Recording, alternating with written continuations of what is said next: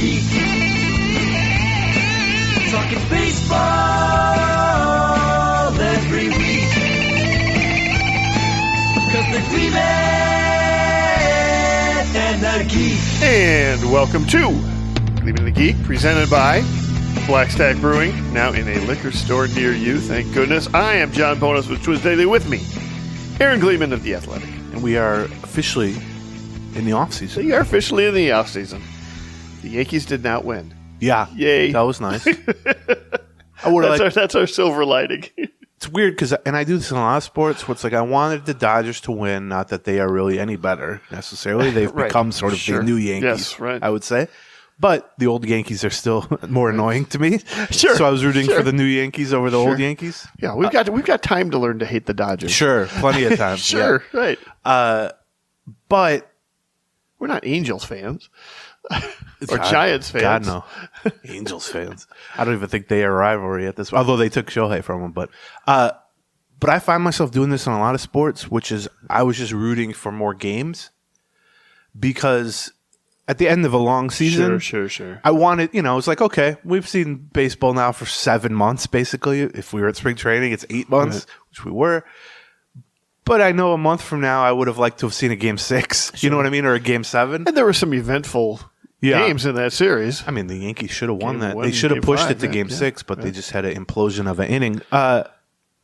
We have some Twins news, actually, surprising news from a few days ago with Alex Kirilloff that we're going to talk about. We also have some kind of part of the annual roster house cleaning that happens as soon as the season ends, 3, 4, 5 days after the season ends. Every team starts trimming their 40-man roster, kind of flipping the page from 2024 to 2025, which necessitates a few, paperwork things, kind of semantic stuff, and also some roster trimming. So the first batch of those, I guess there's more probably coming, but the first batch of those have happened. So we'll talk a little bit about that.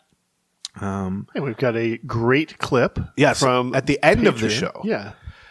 We should note that, it's a couple weeks instead of a week usually, and that's probably going to be the case here, the next one, between free episodes, the one you're listening to now. We have been doing Patreon episodes, and you're referring to one we just did with Bobby Nightingale, the Star Tribune's Twins beat writer.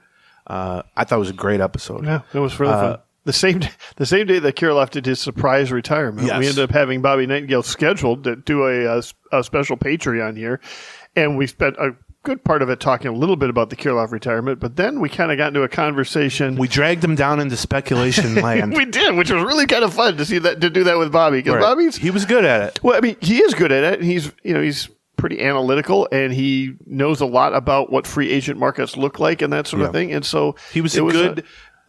Checks and balances against usual speculation, because it's good to bring someone in and go, we've been saying this for the last 6 months. Is this off base? That's true. So we're going to include a clip of that, a small clip of that, but a speculation heavy clip of that at the end of this show to give you a little bit of a taste, to kind of tempt you to come over to the Patreon side. I should also say, it starts with us just kind of asking him some questions, but it ends up with us basically all agreeing on the top 10 Twins likely to be traded. Yeah, we went deep into it. It was fun.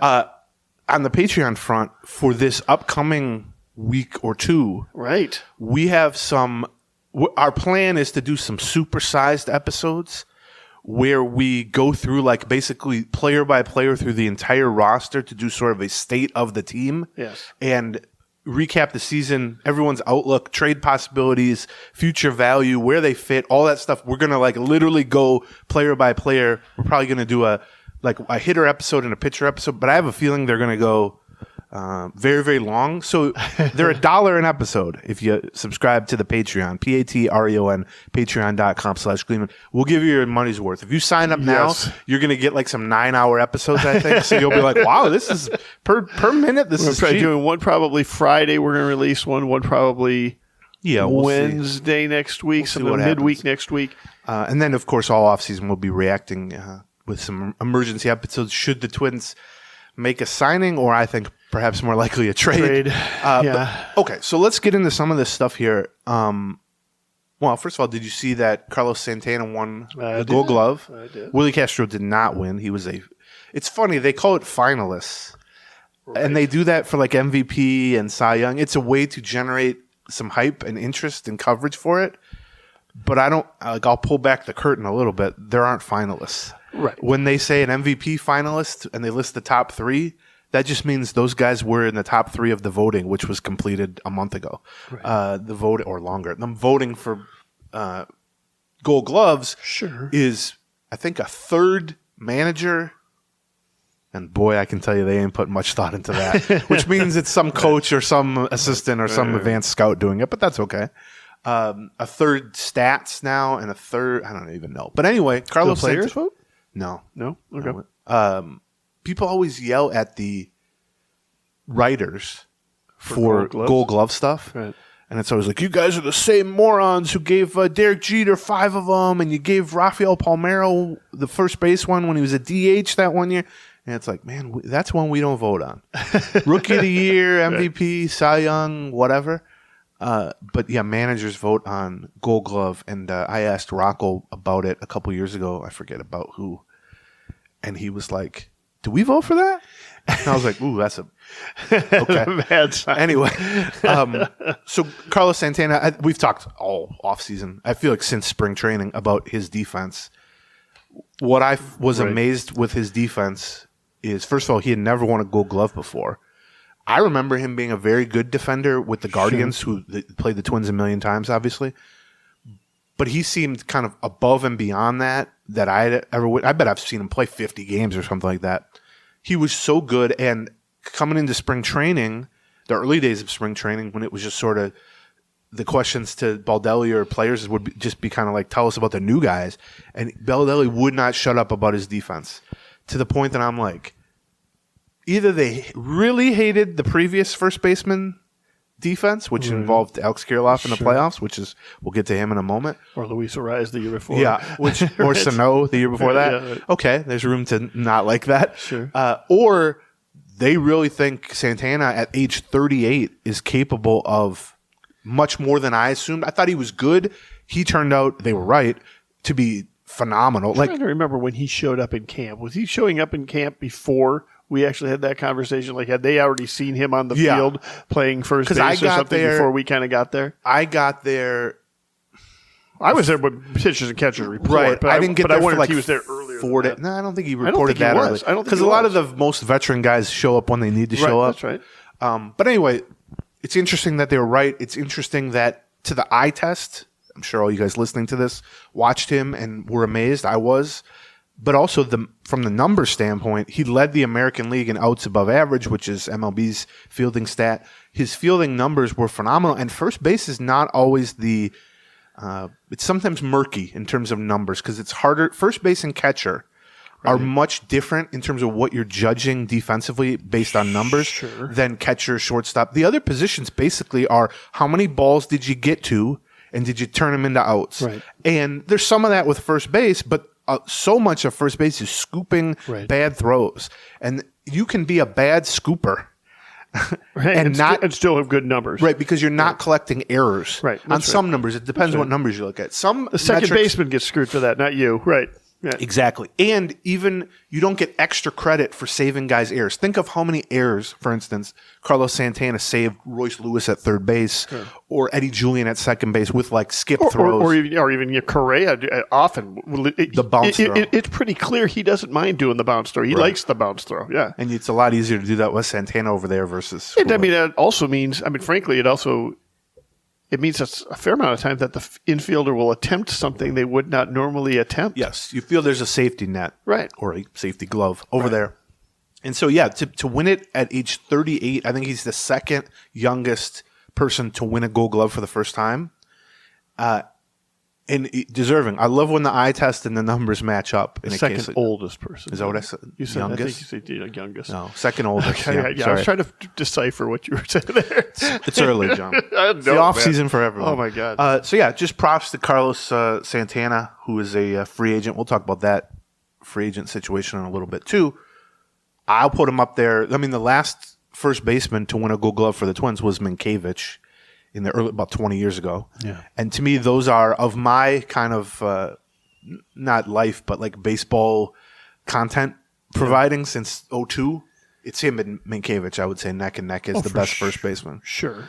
Herbeck was good. Yeah, that's before my that's right. before my time. By the time I saw Herbeck, even like 91, 92, 93, Sure. he was he was pretty. I mean, he was slick around the bag, Right. But he was a big boy at that point. Not that he was ever not, but they also had a guy in the '60s called named Vic Power, which is a phenomenal name for a first baseman. Absolutely. But he had very little power, ironically. like 10 homers a year at first base, which is like funny. Very strange. It's like Joey Slick Fielder, and he's a center fielder, but all he does is hit. Right. It's like, that doesn't make any sense. Anyway, Joey Slick Fielder. That's the type of improv you get on this show, folks.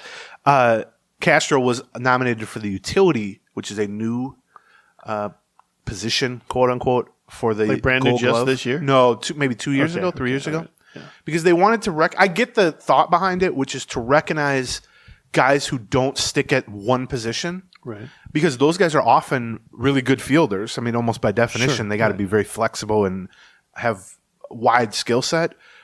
But in the case of Castro, I think he's a good example of what often is a utility man, which is he can play everywhere, and he did end up playing essentially everywhere this season other than like first base and catcher.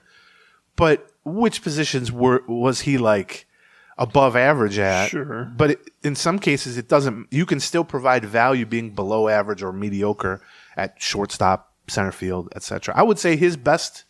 I'm curious if you agree with this. 2 years we've watched Willie Castro. He's played everywhere. I would say his best position is left field. Yep. But that's going to be true of a lot of guys. That's the easiest position. But I think he's a great left fielder. Yeah, but it's unusual that you get an infielder who's like, oh, I'm really good in left field. That's. I would say his next best position is probably third base and then second base. Or maybe flipped. I was going to go the opposite round. But yeah. We haven't seen quite as much of him at second, except there was that one stint this year. But and then center field and short are like, well, he can play there. He's better than some. And then they just don't play him in right field much. If he's in the outfield, he's in left and somebody goes to right. But he was a finalist, quote unquote. Not a real thing, but I don't want to be Scrooged too much on that. Before we kind of set the stage on some stuff, we're going to talk about Kirilloff here momentarily. Dan Hayes, my beat partner at The Athletic, is at the general managers meetings in, I believe, San Antonio. Okay. And wrote an article this morning. He talked to the Twins folks there, and they did a media session with Derek Falvey. And I'm not going to spoil the gist of the article, but media session meaning what? Him and Bobby. Okay, all right. Well, I don't know who else were. I mean, could have been some national people there or something. But it's not that. There's the GM meetings, which occur now, and then about a month from now are the winter meetings. Right. That one is much more of a. I mean, I go to that. Sure. Right. There's hundreds of people. You going this year? I don't know, because I don't really. I'm incapable of walking really, or really standing for more than like 10 minutes at a time. Dan will push you around in a wheelchair. Sure, that would be truly the driving Miss Daisy situation. I'll say this: there you go. It'd be easier to go up and talk to famous people in baseball if I had kind of the icebreaker of being pushed up to them in a wheelchair. Sure. It's harder to say no comment and walk away. Sure. When it's a guy in a wheelchair. So I'm thinking about that now. It hadn't occurred to me until you just said that. Although, I mean, it's harder in terms of like, pure shame, but it's much easier like physically. Well, yeah. What are you going to do, Aaron? Catch up to me? I just mean like... You can't catch me, Gleeman. Okay, that's true. Like Scott Boras, you see him just briskly walking away from me. And it's like, I got no shot of catching. Although, if we're being honest, I wasn't really doing much catching people to begin with. But he's at the GM meetings. He made 2 points in the article, one of which I thought we could talk about. The first one was just sort of... We've gotten a lot of questions from people who are like, how does the sale or the team being up for sale affect the offseason in terms of front office planning and what they are allowed to do by the ownership and stuff. His article got some quotes from Falvey, but he talked to some people behind the scenes too, it sounds like. And his point was, Falvey's exact quote was business as usual. Okay. Basically, they're operating as if, and we kind of assume this just from a logistical standpoint, but they're operating as if opening day will come and go with the poll that's still in charge. Sure. And I think that's a fair assumption. And if that's the assumption, once you get to opening day, you've already set the roster, you've already spent the money, course. you've already made the trades. And if a ownership switch happens at some point during the season, which I think is a possibility, it's not as if the new owner's going to come in and go, you need to remove $50 million from the active payroll, or we got to add $50 million. That doesn't do you any good. So I think just from a timeline standpoint, they're working under the poll ads. I mean, that's still the reality that they're facing. So the other point that Dan wrote about was, I laughed at this when he said, hey, look at this article. I'm going to post it. See if you got anything to add to it. And I texted him back and I said, this is such a outsider position to take by him, a non-Twins fan, a non-Minnesotan. Because the gist of what he wrote was, Twins sources say that the payroll is not going to go up in 2025. And I said, who thought the payroll was going to go up? And he made a valid point logistically, and he said, well, if you remember at the end of the season when it was assumed, but you right. We did our media session with Polad, and he kind of failed to put this message out, and behind the scenes then some Twins officials kind of put it out for him, and the message was payroll's not going down. Right. Now, my ears as a lifelong Minnesotan and someone who's covered the team for 20 years and been a fan all my life, I heard payroll's not going down. Payroll's staying the same. And I converted that into payroll is identical. Right. Dan heard it as payroll's going down. What about up? Right. Yes. And it's so cute that he thought that. It really is. I want to pinch his cheeks and just say, "Oh, he's got very pinchable cheeks." Yeah. Oh, does he? I'm talking about the ones on his face. No. I'm Yeah. going both ways. Sure. Okay. Well, that's is that a euphemism? And so I said to him, well, that's cute. Put that out there. The reaction to that is going to be, no S.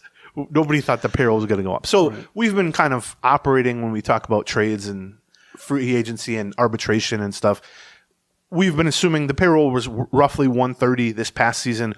130 is probably the cap for the next season, give or take $1 million or so, whatever. And we have already kind of gone through the whole payroll. Yeah. I think we did that probably on the Patreon episode, but we've talked about it a little bit here that basically payroll comes in right now at 135. So we're already at the point where they probably need to trade away a player just to kind of get underneath where they are now before they try to bring in, say, a first baseman, DH, outfielder, hitter, blah, blah, blah. We did get a few questions about that. The payroll doesn't the money isn't being paid to players during the offseason unless someone has a signing bonus that kicks in. But what I mean by that is if your payroll is $150 million on January 1st and as a front office we're only kind of allowed by ownership to have $130 million payroll, you have until basically spring training, opening day to get it under there. Yeah. And so you can't, it's not like they have to clear money to fill. It's not like the NBA or the NFL where you can't bring guys in. Where they've got certain dates that you've got to be underneath such and such salary cap, et cetera, during the offseason. The one, con of that approach, which is let's make all our moves and then we'll worry about getting compliant with what ownership. Well, other teams know that too. Right? Like if we know the Twins are going to have $130 million payroll, I'm assuming most of the other teams or the league as a whole has kind of gotten that message too because they read The Athletic. Sure. They listen to Gleeman and the Geek, right? Maybe not. So if the Twins call you about dumping a salary on like January 10th and you're looking and you go, well, their payroll's like 156 and I heard from everybody they got to get to 130. Right. They don't have much leverage here. Well, the other thing is that by the end of the offseason, most teams have spent their payroll. Like they've got their own budgets, and they don't necessarily have an extra $10 million that they want to throw away on. You will often see a backup catcher, kind of a domino effect of like, I'm trying to think. A top free agent signs, and the three teams that finished runner-ups for him will go, well, we got $30 million to spend. We need something here. Like, we got to... The Twins did that. That's how they got Josh Donaldson. That's true. He was not atop their list, You're right. but they failed to land who they wanted to land, and they had $25 million left, and we're like, those were the days, Sean, when they actually signed free agents. As I looked at the MLB trade rumors 50 free agents list that came out last night at 11 p.m. or something like that. I also read that. I did think to myself, I came to the same conclusion without knowing that that it was business as usual.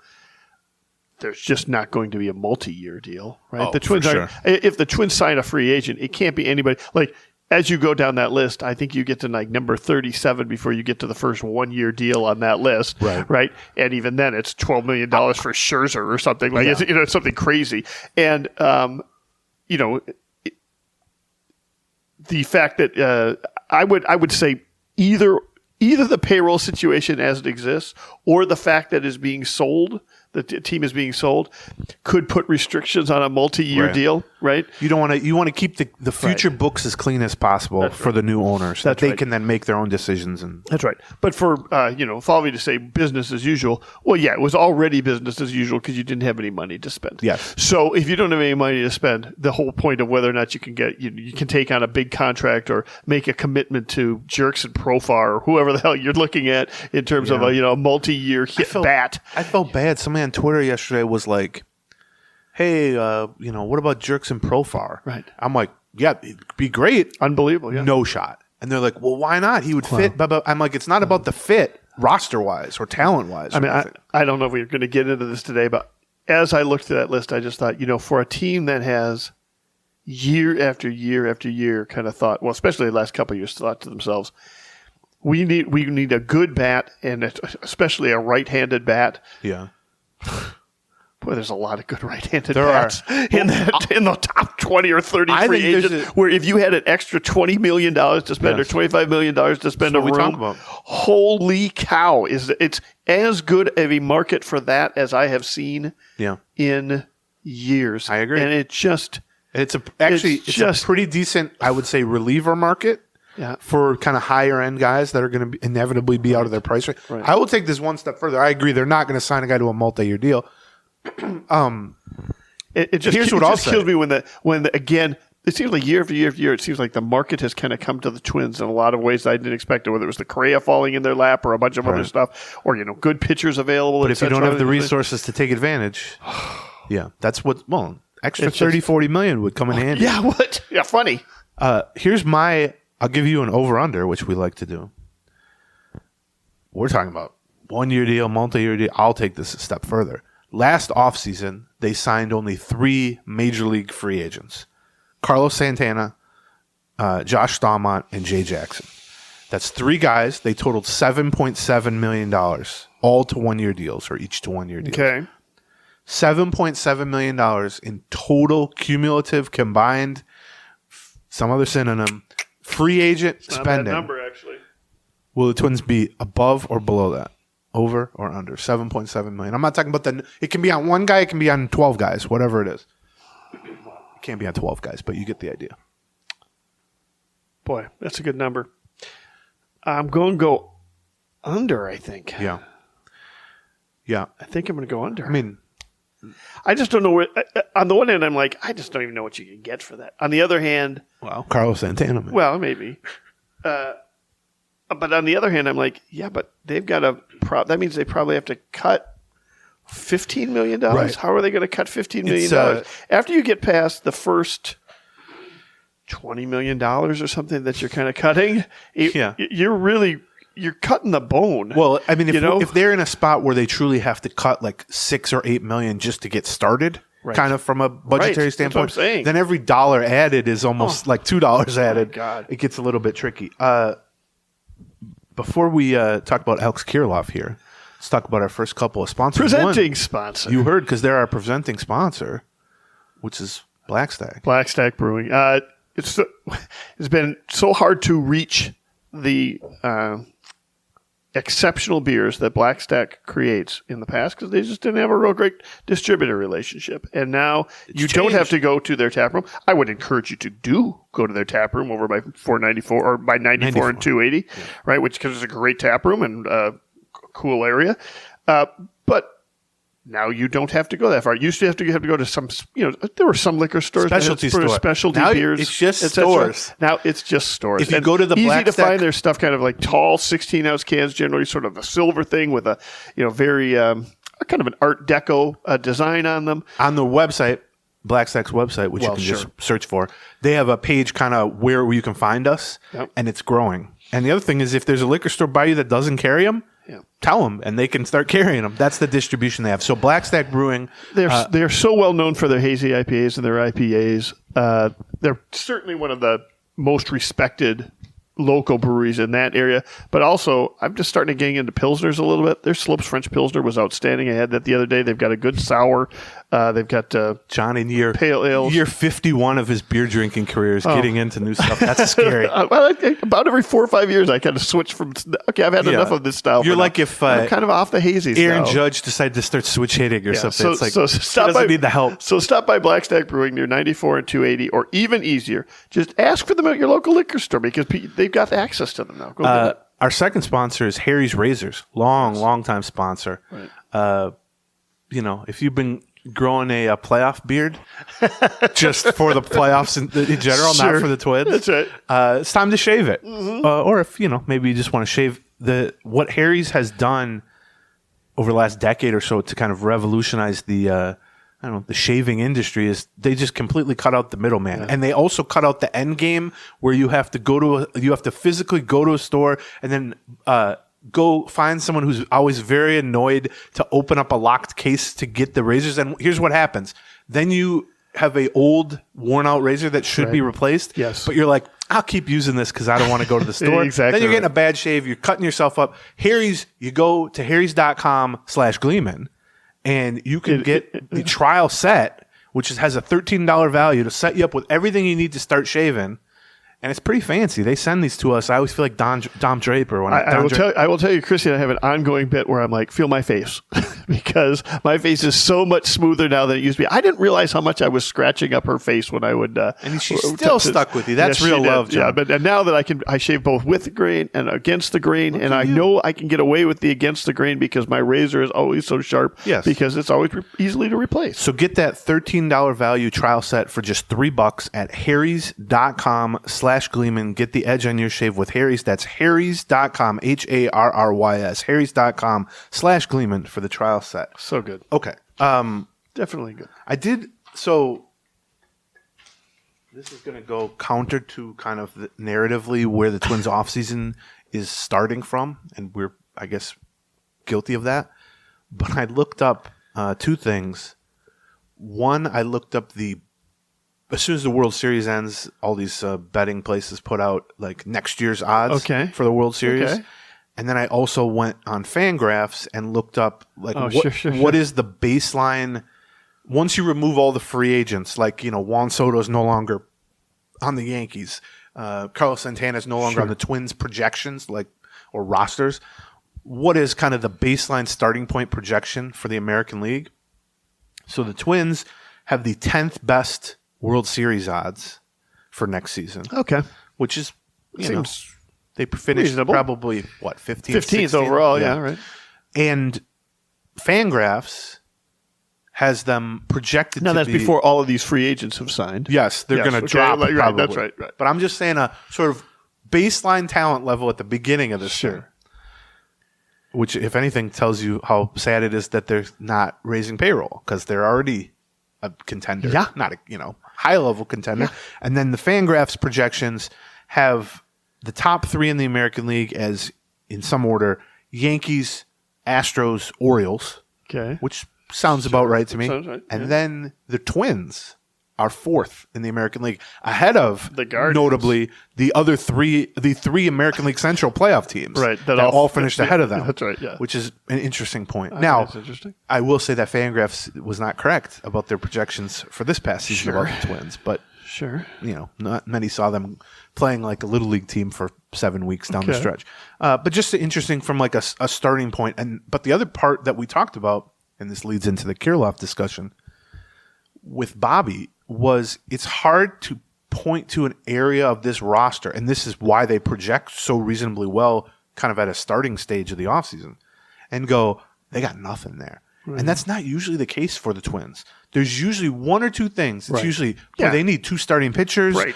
And look, I'm certainly not looking at this team that just completely collapsed on the stretch and finished 82-80 and missed the playoffs and saying they don't need improvement. They're a team without weakness is what they are. But they are a team without gaping holes. Right. Yeah. And that's different. That doesn't mean they're in great shape. It just means there's not a single position or the rotation. Certainly, I think the rotation as it stands is probably the team's biggest strength if everyone's healthy. Sure. Top three: Lopez, Ober, Ryan. You got Feston, Simeon, Wood, Richardson, and Paddock filling it out, etc. Now the bullpen, I personally think they need some help in, which maybe we'll talk about here. You always want more arms. Right? Yes, I have called for a right-handed setup man as a off-season addition and a trade deadline addition. I believe 14 consecutive seasons. I would also suggest that you take a look at that and ask where they are going to get a left-handed pitcher. Period. Sure, from, like just a guy who can throw with his left hand. But right. If you look at the bullpen bigger picture, Duran, Jax, Sands, maybe Brock Stewart. You're potentially moving Louis Varlin there. Right. They have some talent, just baseline there. So it makes it difficult to say, how do you shake up this team? How do you significantly improve any one area if the floor is already decently high in a lot of these spots? And that's something we talked about with Bobby, which you'll hear in the clip at the end. But I just thought, if you had to say what their biggest needs are, and this changes a little bit following the Alex Kirilloff retirement. I haven't answered this because I've been thinking about this, so go ahead. I would say, to me, bullpen, in terms of you need one outside sort of dependable, to me at least.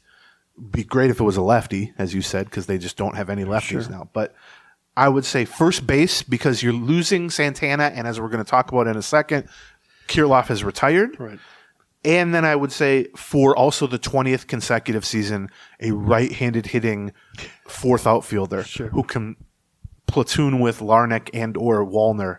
It used to be Larnach and or Kepler. It used to be Jock Jones and or whatever. I've been calling for that.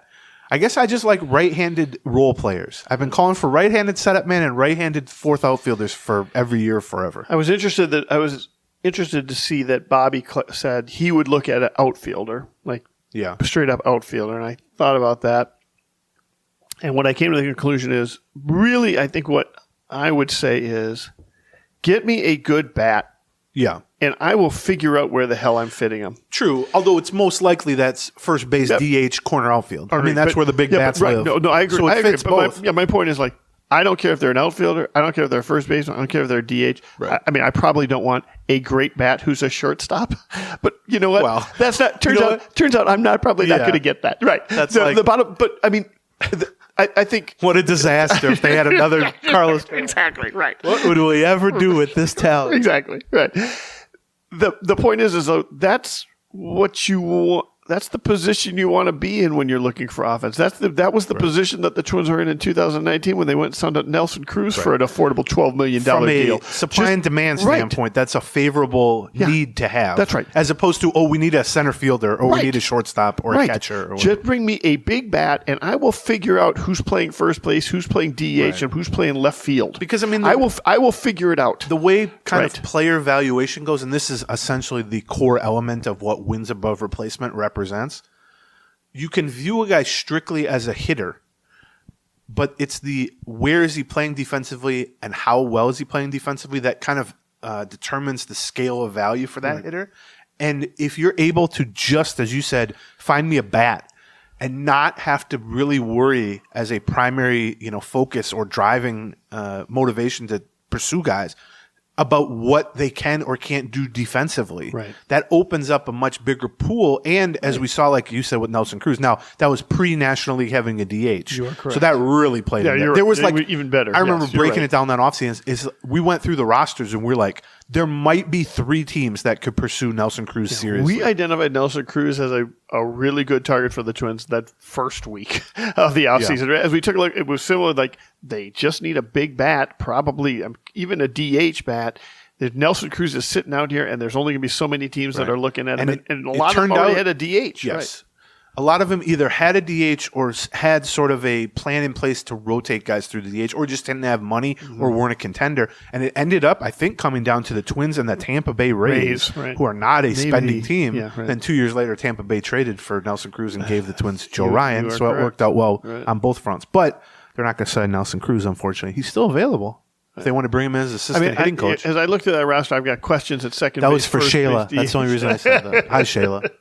They got some questions at second base. They've got lots of options. I'm not sure they've got any options they trust. They've got first base is, like you said, kind of wide open. DH is kind of also wide open, right? Although I think they like it that way for DH. But yes, I mean, I think they've got a lot of like you said, you kind of move some stuff around. But the one thing you can just say is like, just get me one good, solid, middle of the order-ish type bat that I can put in there someplace, and I will figure out the rest. Right. I've got enough other options to sort of provide a couple of different. Now we've seen, I don't know that Carlos Santana fits that description necessarily. He's maybe on the lower end of that, especially at age 39. But we've seen the higher end of that was Nelson Cruz 4 or 5 years ago, which we talked about.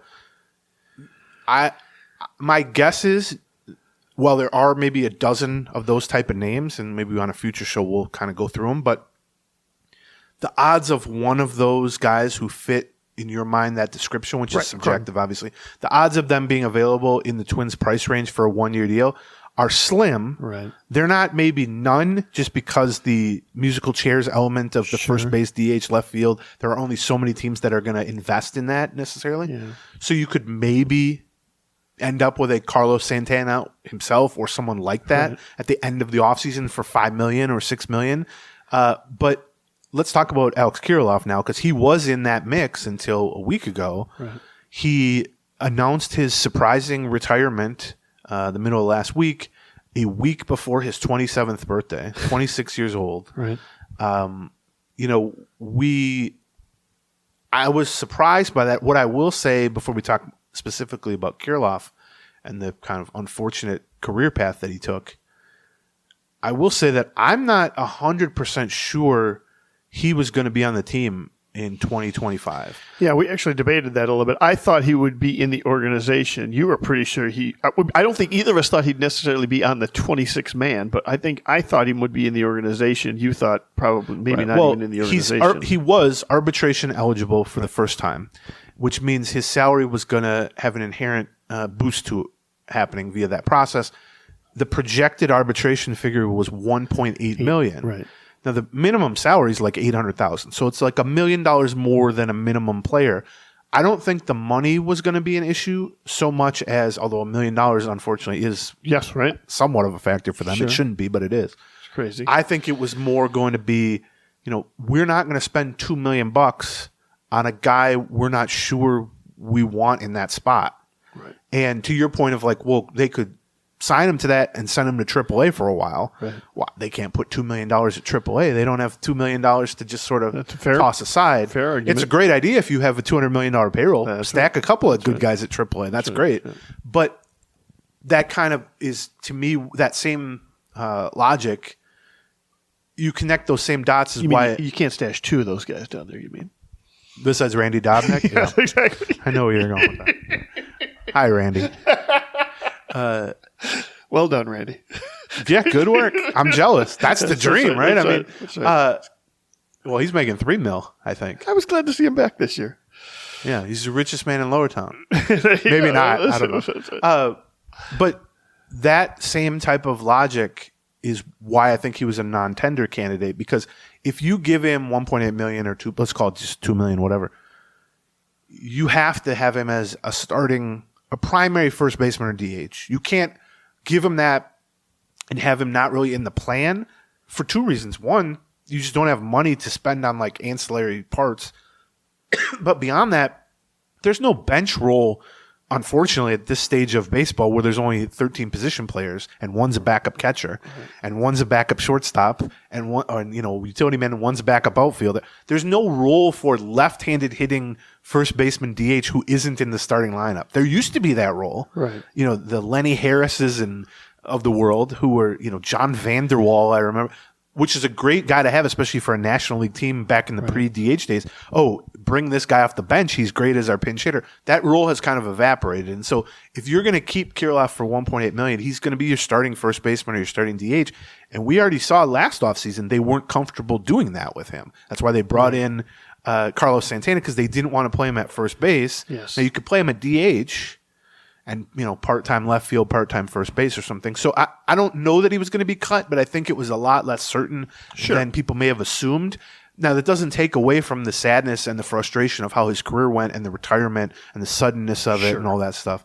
But I think it's possible we would be having a similar conversation like 3 weeks from now, which is the non-tender deadline is the end of November, I believe, that we're going to have right now when he retired. This one just has like a little tinge more of sadness, but it's the same story of kind of unfulfilled promise or expectations done in by just a never-ending avalanche of injuries. Yeah, especially early in the career before you've really gotten a chance to see this person. We went through the list when we talked with Bobby about it of all the top 10 Major League Baseball prospects the Twins have had that ended up facing some crazy injury early on in their career.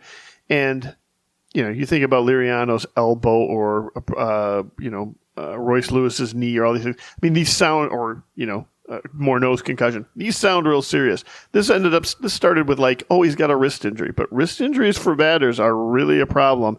And the wrist injuries hung around for 2 years. It was a problem. Then there was the labrum. Now there's the back issue. Well, backs can be backs. Yeah. They can get better and they can not get better. And in this particular case, it sounds like it was serious enough, and he's going to have to undergo enough work and or treatment and or surgery that just doesn't feel like it's a viable career anymore. Compromised anyway. Right. And if this season is compromised, what are you looking at in 2026 and beyond? That's right. Unfortunately, I have some strange insight into his back problems. You mentioned he had the 2 wrist surgeries, the second of which was pretty significant. Right. And then he had the shoulder surgery last offseason. Mm. He came in then feeling okay from an arm and, shoulder, arm, elbow, wrist standpoint, I think, or as best as he could feel after all that.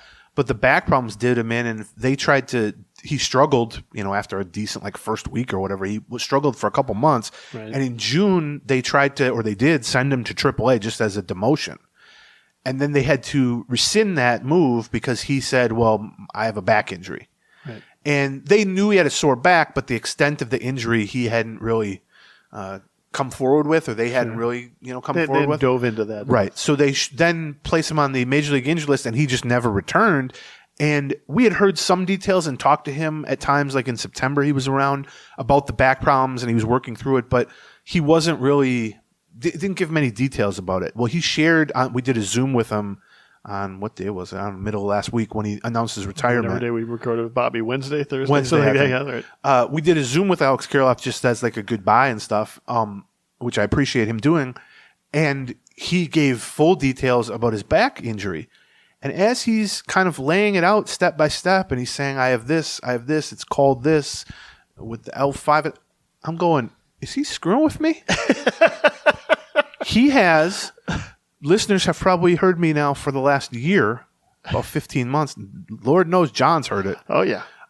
Complain about really a debilitating, kind of life-altering, unfortunately, back and spine condition or problem or injury that I've had, and it's gotten worse, and I've been going to doctors and stuff. I learned from Alex Kirilloff that we have the same injury, and I don't mean to say we both have a back injury or a lower back injury.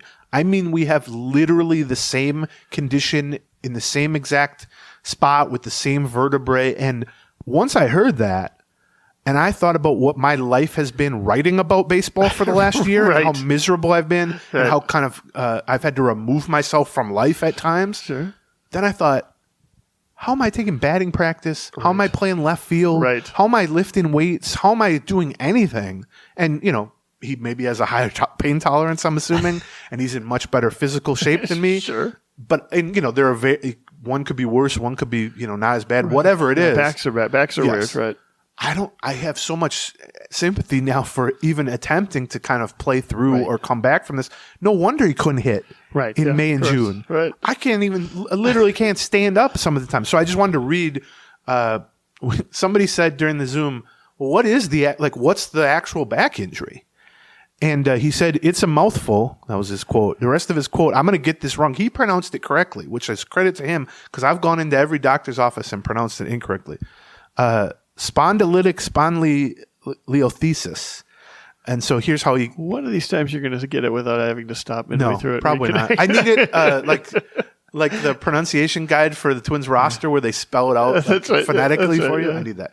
But here's an Alex Kirilloff quote. It's a short one, just to give people a sense of what he's been dealing with.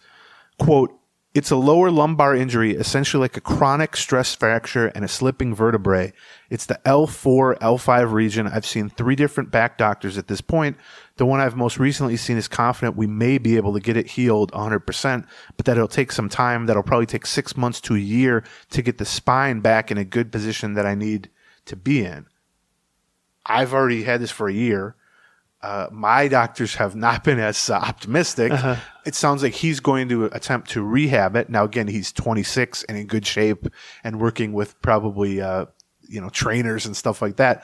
My doctor's like, well, you need surgery, significant surgery. So maybe he gets to that point at some point. I hope he can avoid it. But it really, I think we try to be very empathetic towards injuries. Sure. Particularly in response to what is natural. Fan bases really get angry a lot of the times, it seems like, at players for being injured. Like they view it as like a moral failing or a thing to mock and all that. And we try to stay away from that.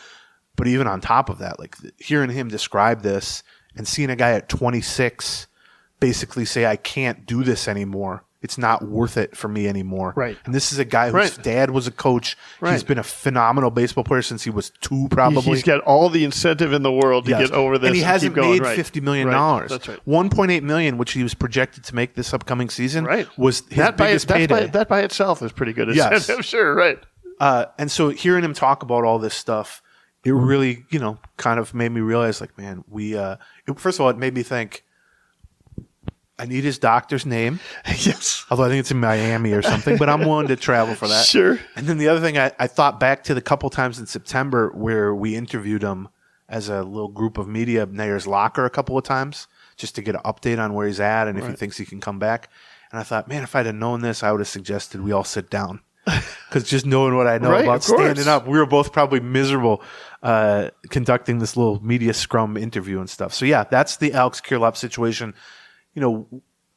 He's been a main character of this podcast over the last 7 or 8 years because he was a first-round pick out of a high school in Pittsburgh or near Pittsburgh, and he was phenomenal in the minors, minor league player of the year. He hit 360 at single A, makes his debut in the 2020 playoffs before having even played in a regular season game, which is a rarity, obviously, when he was... That's how much confidence, though, that they had that they're. I mean, you don't see teams do that in part because they don't want to screw up the young player. They don't want to screw up the prospect. But they had enough confidence in him and a need as well. They needed somebody to play the corner outfield a little bit. Yeah. That they had enough confidence in him and his pedigree and how well he had performed up to that point. And that was how well he had performed despite the fact that there was no minor league season that year. Right. It was behind the scenes. That was behind the scenes stuff that they had that kind of confidence in him. He was one of those guys who scouting types loved because he just had such a smooth, pretty swing. Yep. Didn't strike out a lot, hit for huge batting averages in the minors. It was easy to look at his left-handed swing and how he line balls, foul line to foul line, hit for power to the opposite field, and look at him and go, this guy's just a batting title waiting to happen. Right. And then he added some power later in his minor league career, and he was a good example of how the old school types, the eye test, the scout types, looked at him and was like, this is just a natural-born hitter.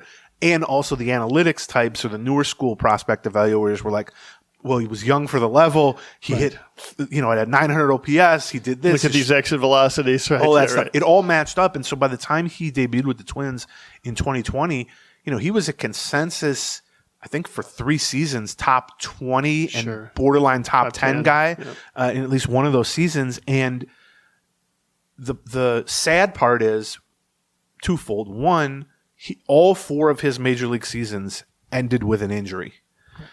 Twice with an elbow, once with a shoulder, once with the back and spine. And I would say over the course of those 4 seasons, first of all, he never played more than a half season. 80-something games was the most he played in a season. Like, if you took every kind of healthy stint he had across 4 seasons and combined them, you didn't have one full season. Like, he was never healthy for more than like weeks. But he was still an average Major League Baseball. And that's the amazing Major League hitter. 99 OPS plus. Yeah. And last year, a solid, productive, above average first baseman until he kind of wore down because of the shoulder problems at the end of the season. Clearly, he was a disappointment relative to his prospect pedigree. Sure. And I know bust is the label people put on that, and that's fine. But I've rarely been so certain that a guy who didn't pan out would have panned out if not for the injuries. And I know injuries do in, like you said, a lot of Twins prospects, either they wreck a career or they take a guy from this guy's going to be an all-star to, he's still pretty good, but, what could have been. This took a guy and made him retire at 26 after 4 kind of nondescript seasons in the majors.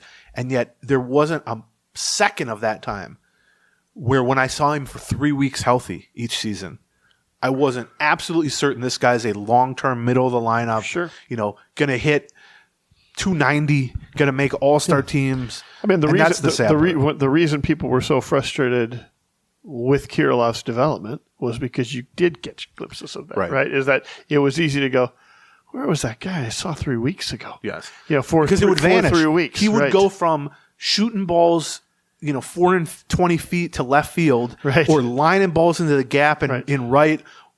And then it was just grounder to second base, and you go, I don't know if he's right. And then 2 weeks later it would be, my elbow's hurting me, or my wrist is hurting me again, or whatever.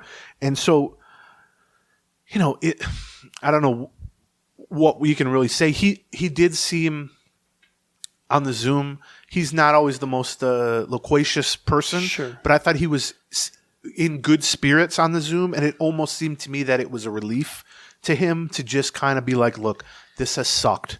This has really dominated what had been my life and a fun thing, and I can tell you that's how I feel. Yeah. It sucks. Yeah. You can't do anything. You don't feel like yourself.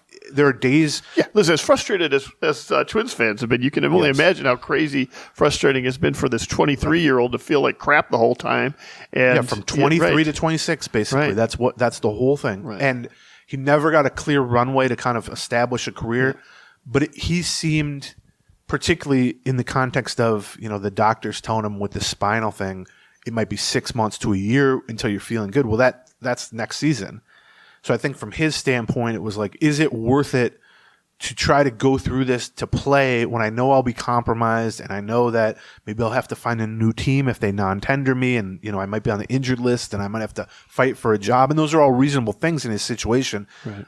But I think he just thought, is it worth it? Like, is this fun? Is this what I want to be doing? And it seemed just from a vibe standpoint that it was like a weight off his, I want to say shoulder because he had shoulder problems, but a weight off his back. I want to say back. Even worse. Never mind. Right. A weight off his leg. There's a healthy one. Mind.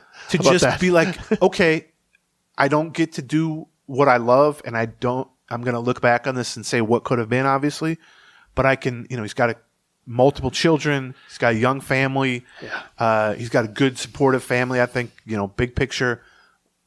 Somebody was like, well, what do you want to do? You're 26 years old. Like, what do you even? And he's like, first he said, I'm going to take some time to think about it. And then he said, maybe real estate?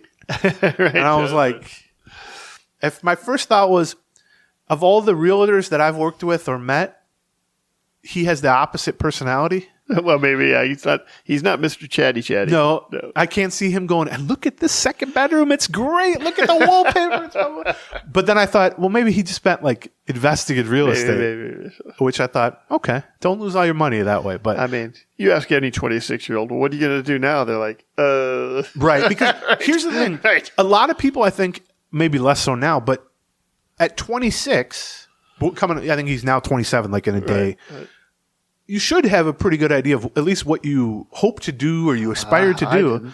But even if you do have that, you have to think that, yes, he's 27, but he was drafted out of high school at 17. Right. And immediately just went to the minor leagues and started playing baseball. Right. There was no college. There was no secondary school. Yeah. There was no trade school. There was no any of that. His only I know this is going to sound absurd, but his only work experience from age 17 to age 27 was playing baseball. Sure. And there are some jobs within baseball that helps you, but it doesn't sound like he's really going to try to become a coach or anything like that. And so, yes, when he says, well, I don't really know what I want to do. I'm going to think about it. Maybe business, maybe real estate. You go, well, 27, that's a little maybe late in the game, but he's really 17 from the standpoint of kind of he's at the like which college should I go to standpoint. So of course he's going to be up in there. So I know I wish all the best for Alex Kirilloff. I wonder a year from now, 2 years from now, if they can get his back fixed up. If he reconsiders, does a comeback sound good? Depending on how the real estate world is going, you know what I mean? Because he'll be 28 then or 29 then. It's pretty rare you see somebody come back after leaving. That's true. I'm ready to retire, just having the same injury. Yes. I'm playing out my contract. That's really what I'm doing. So, yeah, unfortunate for Alex Kirilloff. But as we talked about with the roster, you lose Santana, who's your starting first baseman, and you lose Alex Kirilloff, who was your probably second, I don't want to say backup, but like second on the depth chart. One of the options, right, and probably the strong side of the platoon. Right, as a left-handed hitter. Right. That really clears out the position. Yeah. But going back to what we talked about the floor being high, I think probably at the top of the first base depth chart now is Jose Miranda. Yeah. And maybe Edward Julian behind that. That's right. There's a duo that one lefty, one righty that could platoon and also contribute elsewhere for 2 minimum salaries. Right. You could do that. You still have a that's DH the floor, open, by the way. That's the floor, and so that's kind of what we're talking about with the roster. Before we get to some actual roster minutia, but we love the minutia. Let's talk about our next batch of sponsors. And we're going to start with Dan Hodgen, and we're going to start with Dan Hodgen's jingle.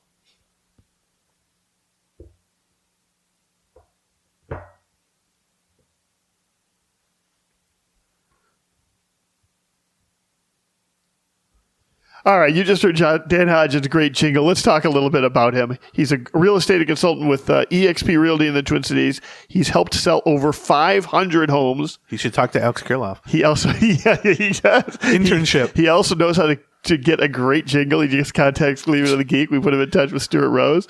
But the thing about Dan is not only does he do all the 5-star type real estate stuff that you want them to do, identify your goals, search for properties, negotiate your purchase, evaluate the market value of your property, all that stuff. He also does it at a much different price structure than a lot of folks. He goes with a flat fee, and here's how that works.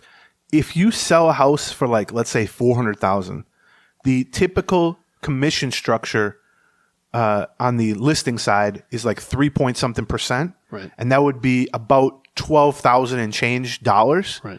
He does it for a flat fee, regardless of the price, regardless of how long it takes, all that stuff, of $6,000. That's right. Half price on a $400,000 sale, basically. Yeah, you don't have to do work. He handles all the stuff that you need to be able to do, including helping you complete the sale. And I'll just say this because he emphasizes this when you talk to him personally. He says, above all, he urges you not to just take someone else's guaranteed, usually lowball offer. Go and talk to him, commit $6,000 to selling the place, and have him do the work for you and join the 500 homes that he's already sold. So you've heard the jingle. Check out Dan at Twins 6K.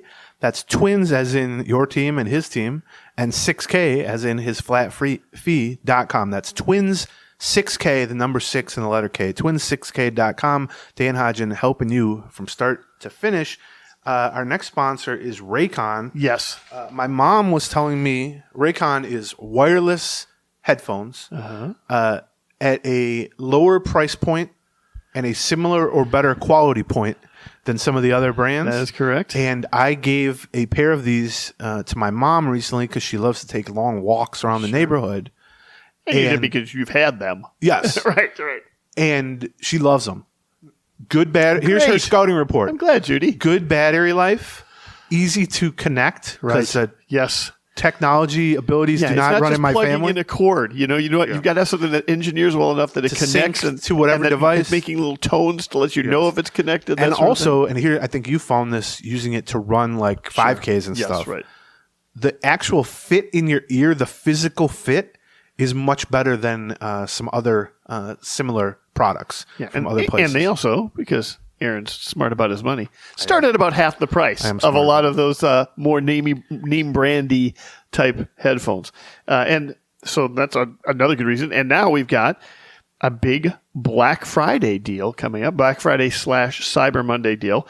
You just go to buyraycon.com/Gleeman. If you go to raycon.com, you're going to get some goofy page. Go to buy, B-U-Y, as in you're going to buyraycon.com/Gleeman today to get up to 30% off site-wide. So that's on top of the half price that they already are getting, right? That's right. You get up to 30% off everything on Raycon's website when you go to buyraycon.com/Gleeman. BUYRAYCON. Right. Okay. Some roster stuff. Let's get to. So Kirilloff is removed from the 40-man roster via retirement. Right. Couple things the last few days. Like I said, this is kind of the starting point of the offseason. 5 days after the World Series, across the league, there were probably 100 and something 40-man moves. The Twins did 5 of them. Yep. They dropped the following 5 players from the 40-man roster. Junior Severino, who was a AAA first baseman who never got called up. Sure. Scott Blewett, who was a minor league signing, who was up and down a few different times as a reliever for them. Actually, I pitched pretty well for 15, 20 innings or something like that, maybe. I bet you they hope that he stays in the organization. Maybe, as a minor league contract. Yeah, right. Randy Dobnak, who we talked about. The thing with Dobnak's contract, and he's owed $3 million. The final guaranteed year of his contract is 2025 at $3 million, and then they will likely buy him out for future years. But the thing that contract does is it almost creates a 41st spot on the 40-man roster. Right. That's right. Because, and we saw this year.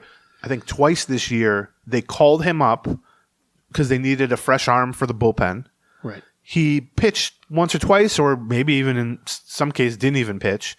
And they sent him back down to the minors. And once during the season, and now as soon as the offseason is over, you can waive him, which removes him from the 40-man roster, but you know you're going to be able to keep him because none of the other 29 teams are going to claim him because in doing so they would assume the rest of his contract. Correct. And so it's almost like a shield where he can be added to the 40-man roster but removed whenever you want from the 40-man roster and kept at AAA. So he's like a free, depth piece.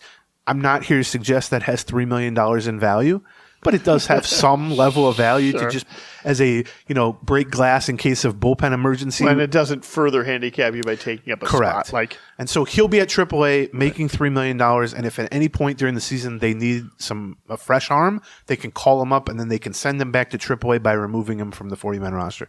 He was the third player removed. Daniel Duarte was also removed. I don't blame anybody for not remembering Daniel Duarte, but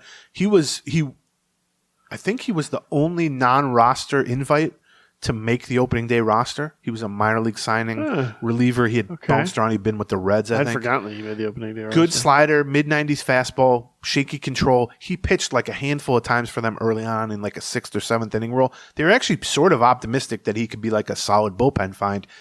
Season-ending surgery, like in April or May. Got it. And he was on the 60-day injured list for the whole season. The reason that there's always this purging at the beginning of the offseason is that everyone on the 60-day injured list, which removes you temporarily from the 40-man roster, it clears a 40-man space, there is no 60-day injured list during the offseason.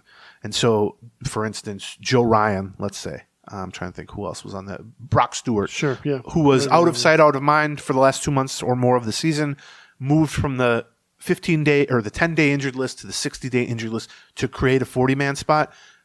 This week, the 60-day injured list vanished, so those players needed to be moved back onto the normal 40-man roster, which in turn pushes players off. And then the last player, the 5th of 5, Severino, Blewett, Dobnak, Duarte, and then Josh Winder, who much like Alex Kirilloff, I'm not going to say he was at the level of Kirilloff, but he was a top 100 prospect, just done in by injuries. Yeah. Just constant arm problems, shoulder problems. Shoulder problems all the time. And he didn't even get the runway that Kirilloff got because it's a lot more difficult for a pitcher to pitch compromised than it is for a hitter to hit or be in the lineup at least compromised. You get a longer, leash in that regard. I think he ended this year with injuries. He got called up.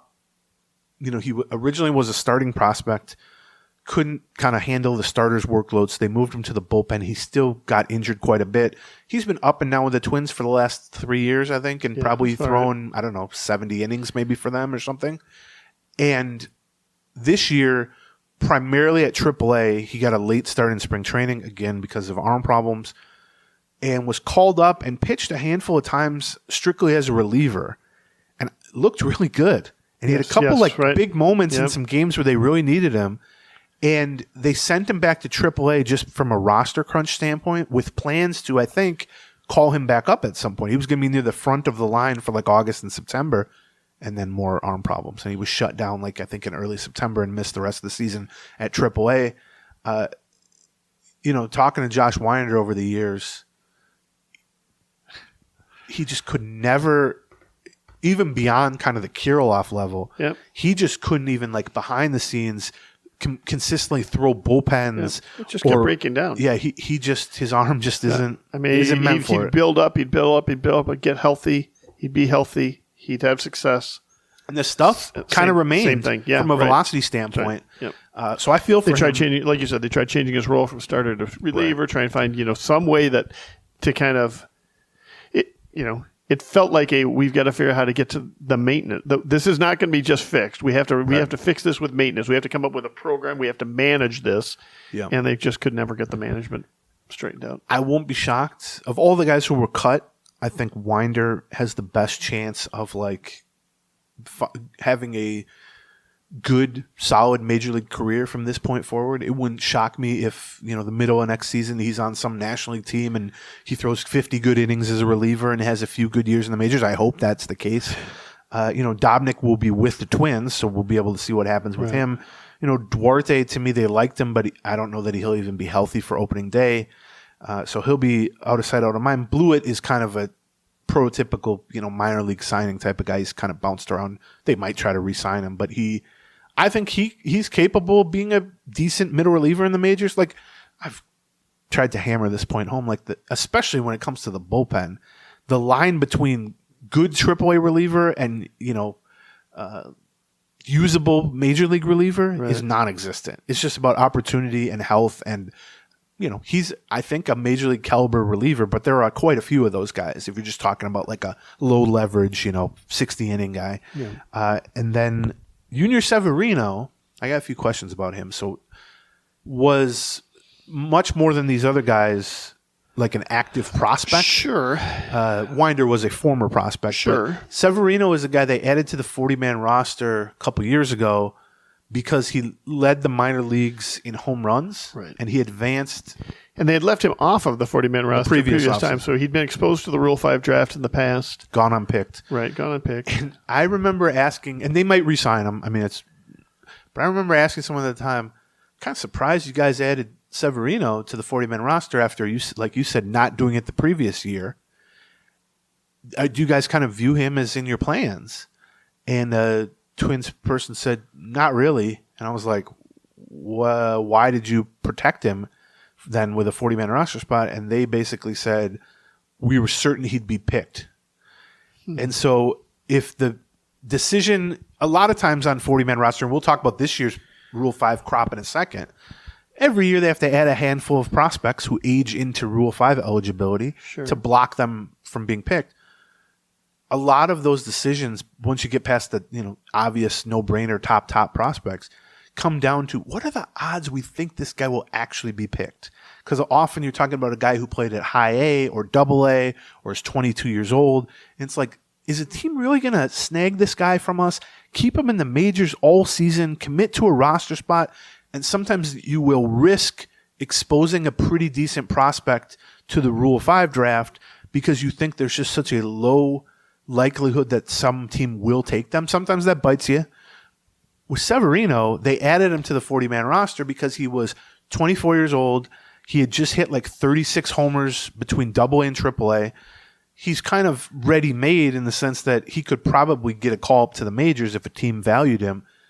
They just didn't want to lose him for nothing. But then you fast forward a year, they ended up not calling him up. Well, there were certainly opportunities to call him up. Yeah, I mean, that's sort of my key point on here is like he was healthy at the end of the year, right? Yeah. Yeah, but he certainly needed some bats, like they were right. A couple things played against him. One, he's really plummeted down the defensive spectrum. He was signed as a shortstop, moved to second base, third base. Now he's basically at first baseman and probably more like a DH. The other thing is he got off to a terrible start at AAA. Yes, you're right. And his overall numbers ended up being okay because he hit well in the second half. But for most of the season, he wasn't knocking on the door from a performance standpoint. The other thing I'll caution is AAA, the International League, is a hitter's league now. Yeah, you're right. And the Saints specifically have a real launching pad as a ballpark. It's a beautiful ballpark, yes. But you can hit there. Yeah. And I think he had like a 770 OPS this year, 250 batting average, hit like 20-something homers or whatever, drew some walks, struck out a lot. Right. You go, okay, that's decent. Fewer home runs than, say, Camargo, right? Not this year. Not Camargo quite? was hurt Okay. this year. But a 770 OPS for the AAA St. Paul Saints of the International League playing at CHS Field is not impressive. That's below average. Right. And so that's worth considering, particularly when he's a poor defensive first baseman or DH. And here's all the evidence you need that they really didn't have him in their plans. We just talked about how they lost Carlos Santana, who's a switch-hitting first baseman, and a left-handed hitting first baseman. Alex Kirilloff just retired, and yet Severino, who is a switch-hitting first baseman, sitting at AAA, 24 years old, making the minimum salary for 3 years if you want, didn't even factor into their plans enough to be kept on the 40-man roster. Now, I'm not ruling out that that's a mistake, but I will also offer this note. He cleared waivers, which means they dropped him from the 40-man roster, and like the other four guys we mentioned, all 29 other teams had the opportunity to just submit a waiver claim and take him. And believe me, yesterday there were a dozen or more guys who were claimed off waivers as all teams trimmed their 40-man roster. There was a lot of player movement yesterday, and not one team put in a claim for any of the five guys the Twins dropped, Winder or Severino specifically. So I thought that was kind of telling. Some other stuff, 40-man roster. So you remove those five guys from the 40-man roster. So you add in Kirilloff, that's a six-guy remove, and then the six free agents are kind of automatically removed. I think that'll be tomorrow, maybe, when they put out the 5 days after the World Series, whatever it is. And so the six free agents again are Kepler, Santana, Theobar, DeSclafani, and then the two declined options, which is Margot and Farmer. Right. So that's another six guys. So you got Kirilloff, the five removals, the six free agents. That's 12 removals from the 40-man roster. You had how many guys from the 90-day? I want to say four guys or something. More than that. I maybe thought it was more. 6 or 7. They're at 35 right now in terms of 40-man roster spots. Okay, gotcha. And you might go, what's the 5 spots for? They're going to go out and sign Soto, Corbin Burns. That's right. Yeah, you think so? That's the plan. Bregman. Yeah, Bregman. Let's get him in there. Let's get some defense in there too. How about, no, anyway, here's the immediate reason why you need to clear roster spots.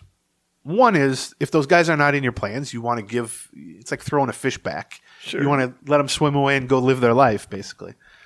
But they need to add prospects who are eligible now for the Rule 5 draft. Right. And the deadline to do that is November 19th. Right. And I wrote about this, so I'll be brief here. But it's not a real deep class of first-time eligible Rule 5 guys. Right. There are some years where it's like, oh, my God, they have to protect these 4 guys because they're top prospects. Here's the most likely. I think they will likely protect 2 or 3 of these. I'll read 5 to you. Okay. Marco Raya. Yeah, they're definitely protecting him. No-brainer. Right. His stock has slipped a little bit, but he's the one obvious one I think we've got. Right? Right-handed pitcher, probably a kind of a mid-rotation starter, possibly a reliever, something like that. Got to AAA, but spent most of the year at AA. Right. Easy addition. He would be taken. He's not a top 100 prospect, but he's a top 200 prospect for sure. I'm a fan of Ricardo Olivar, who played at AA. He's a catcher / left fielder, more likely to wind up at first base or left field than catcher, but they're giving him every opportunity to catch because he has some skills as a catcher. Right-handed bat, really good on-base skills, 22 years old, really only had a month or two at AA and didn't crush it at AA. So he's an example of this is a 22-year-old guy at near the bottom of the defensive spectrum, unless you think he's a catcher. He's crushed single A. He's crushed high A. Really good on base skills. Hits for a high average. Just looks like a good natural right-handed hitter. but is a team really going to pluck him basically from high A with a little experience at double A and do what with him for a year? Because anybody taken third catcher? Yeah, I mean, right. I mean, something. Anybody taken in the Rule 5 draft has to remain on the new team's major league roster for the entire season or be offered back to the original team. And so that's why you tend to see utility men, middle relievers, long relievers, defensive, backup catchers and stuff, because those are guys you can take and put in the majors for a year and stash them in like a part-time role, a bench role, put them out in low leverage where they can get some reps and they don't, just, grow dust on them. It's harder for like a DH type or a left field type or something like that. But look, I'm a big believer in him as a prospect. If I were running a team and he were unprotected in the Rule 5 draft, I would just pick him and figure out the rest later. See if you can figure something out. Not a no-brainer, though. And then we should also mention that the Twins, if they protect them, that you don't just have to like protect him until the Rule 5 draft, and then you can take him off the 40-man roster by the rules. If you bring one of these guys on there, they have to be protected like in the middle of the season or something. Because they're trying to guard against the team going, we'll just add 20 guys to the 40-man roster and then drop them from the 40-man roster after the draft. That's right. You can't do that. Right. The third guy on my list, he might be second on the Twins list, but who knows, is Kalai Rosario, who's a right-handed slugging corner outfielder, poor defensive, good power potential, spent last year at Double A, but missed a lot of the year with an elbow injury, came back in September, and then is in the Arizona Fall League right now. Yes. Good hitting potential. Good power potential. Young. Hasn't dominated leagues, has been like above average in leagues, poor defensively. He's another example. He's also pretty young for the Double A league he was in. He was one of the younger players in the Texas league for sure, and he was still an above average hitter, but he hit 250. He's a top 20 prospect on Twins Daily, I think. Yes, within the Twins system. Yeah, within. So they might end up protecting him, and then there's a lesser known high A. I'm going to botch his first name, but I think it's Rubel Cespedes. Okay. Like Yoenis Cespedes, that same name. Yeah. And he was a third baseman, second baseman, some first base. Had an amazing April and then an okay rest of the season. Finished hitting, high 200s, 340 on base, teens in the homers. A good, solid high A prospect. But again, is the team going to take a guy out of high A? Not a top prospect, so he's probably on the borderline. Right. And then on the pitching side, I think the pitcher most at risk is a guy named Travis Adams, who was a mid-round pick out of college 5 years ago. Right-handed starting pitcher, had some success at Double A, got promoted late in the season to Triple A, got knocked around a little bit. Projects as kind of a back-end starter or a potential middle reliever type. But he's a guy who, in contrast to some of the names I just read, he could be taken. He'd be easily... You could take him, if you liked him as a prospect, you could just take him and put him in a low-leverage mop-up, long relief role and get him 50, 60 innings during the course of a season and not impact your bullpen plan, really, if you're another team. So that's why he's more at risk. He has less upside than those other guys we mentioned, but he's closer to the majors or to the role that he'll eventually get. Those, to me, are the five. There's a guy named Christian McLeod I could see them losing or something like that, but I don't want to get too deep. The odds are they won't lose anyone. But those are the five. I would say of those five, I would set the over-under of protected players at 2.5. Yeah, I think I'd take the under. But yeah. And the second one, to me, could be Olivar. It could be Rosario. Yeah. I'm higher on Olivar than Rosario. Most people are higher on Rosario than Olivar, I think. Yeah. But so that's why they cleared the roster spots. November 19th is the deadline to add those guys. So any of those guys not on the 40-man roster as of November 19th are eligible for the Rule 5 draft. They've got 5 spots open. How many? And we just kind of talked about how few free agents we think they're going to probably pick up. Yeah. And, I mean, it's not like they couldn't have dropped other guys from the 40-man roster. There were other available guys to get. So I got some questions on this, too. Like, this is going to seem mean-spirited, but let's talk about, like, Michael Tonkin. Right. Yeah. Had 2 stints with the Twins, basically as a waiver pickup both times, has bounced around the majors, was with the Twins 15 years ago as a prospect originally. Jason Kubel's brother-in-law, various other people know him. I had questions from people who were like, well, why didn't they cut him? They're going to cut him, right? Well, he's in a slightly different boat because he's arbitration eligible. He's due about $1.5 million, which is double a minimum salary. So if they want him, that price point, you'd keep him at. It's not clear to me they are going to keep him. And there's a couple other players, Kirilloff being one, who are in the same kind of potential non-tender boat as him. But the deadline to tender contracts to arbitration-eligible players is not until the end of the month or maybe even early December. I think it's the end of November. And so there's no ticking clock motivation to do this. Whereas there's no reason that you can't drop people later on. Yes, right? They can be non-tendered 3 weeks from now. If you need to clear up some room for somebody, you can do that. Right? You don't want to clear more room than you need. Right. It's like going to a buffet, how they have the signs that are like only take food that you're going to eat. Sure. Because if you drop a whole bunch of guys from the 40-man roster, you're risking losing them. Right. And you don't want to do that unnecessarily. Right. So you only clear the spots that you need to clear in the case of guys like Tonkin or wherever that you can drop 3 weeks from now in the same process. Let me see if there was any other. Oh, the last thing from a roster standpoint was that they picked up the $1.5 million option on Jorge Alcala, which we had talked about previously. He was in a weird spot because of all his injuries and missing like the better part of 3 years while being on the major league roster's injured list, so collecting service time, moving closer to free agency. He's in his last year of arbitration. Right. He'll be a free agent after next season, even though he's only thrown like 100 innings in the majors, basically. Right. And so he had a contract option when they signed him via arbitration last year. When they had the option of offering him arbitration last year, instead they settled it before arbitration. They said, we want to give you a contract, but they built themselves in something special, which was like, we just want to have an option on you next year. So if you do really well this year and you get a bunch of saves or something, we don't want to have to pay you $4 million. Right. If he goes and makes the All-Star team. We've been paying you for 2 years to not pitch. We want to make sure that if you have a good year now, we've got an option. So the option was for $1.5 million or a $55,000 buyout. Right, yeah. Which is hilarious. And I don't mean to make light of $55,000. Believe me, it's a lot. Yeah, that's right. That's about what your buyout is, right? Yeah, for the Athletic. Yeah, my buyout. My buy-in, more like. Yeah. But I've never seen a $55,000 option I've never seen that in Major League Baseball terms. No. I mean, that's what a guy on a minimum salary makes more than that a month in the majors. Right. So, however, because of the weird service time situation with Alcala, they could have declined his option. And instead of being a free agent, he simply would have been arbitration eligible for the final time.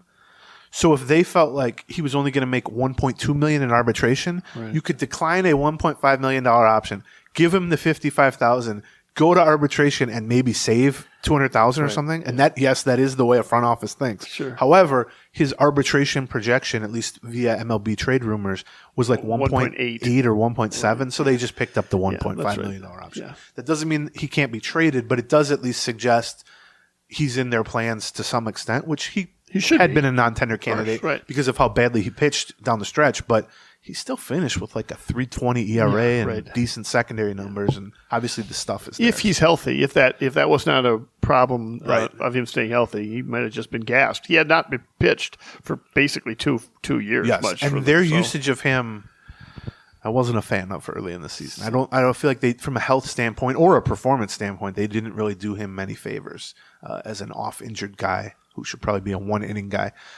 Before we go around the league here with a few notes. Let's hit our last sponsor. Our last sponsor, which is BetterHelp. Here's how BetterHelp works.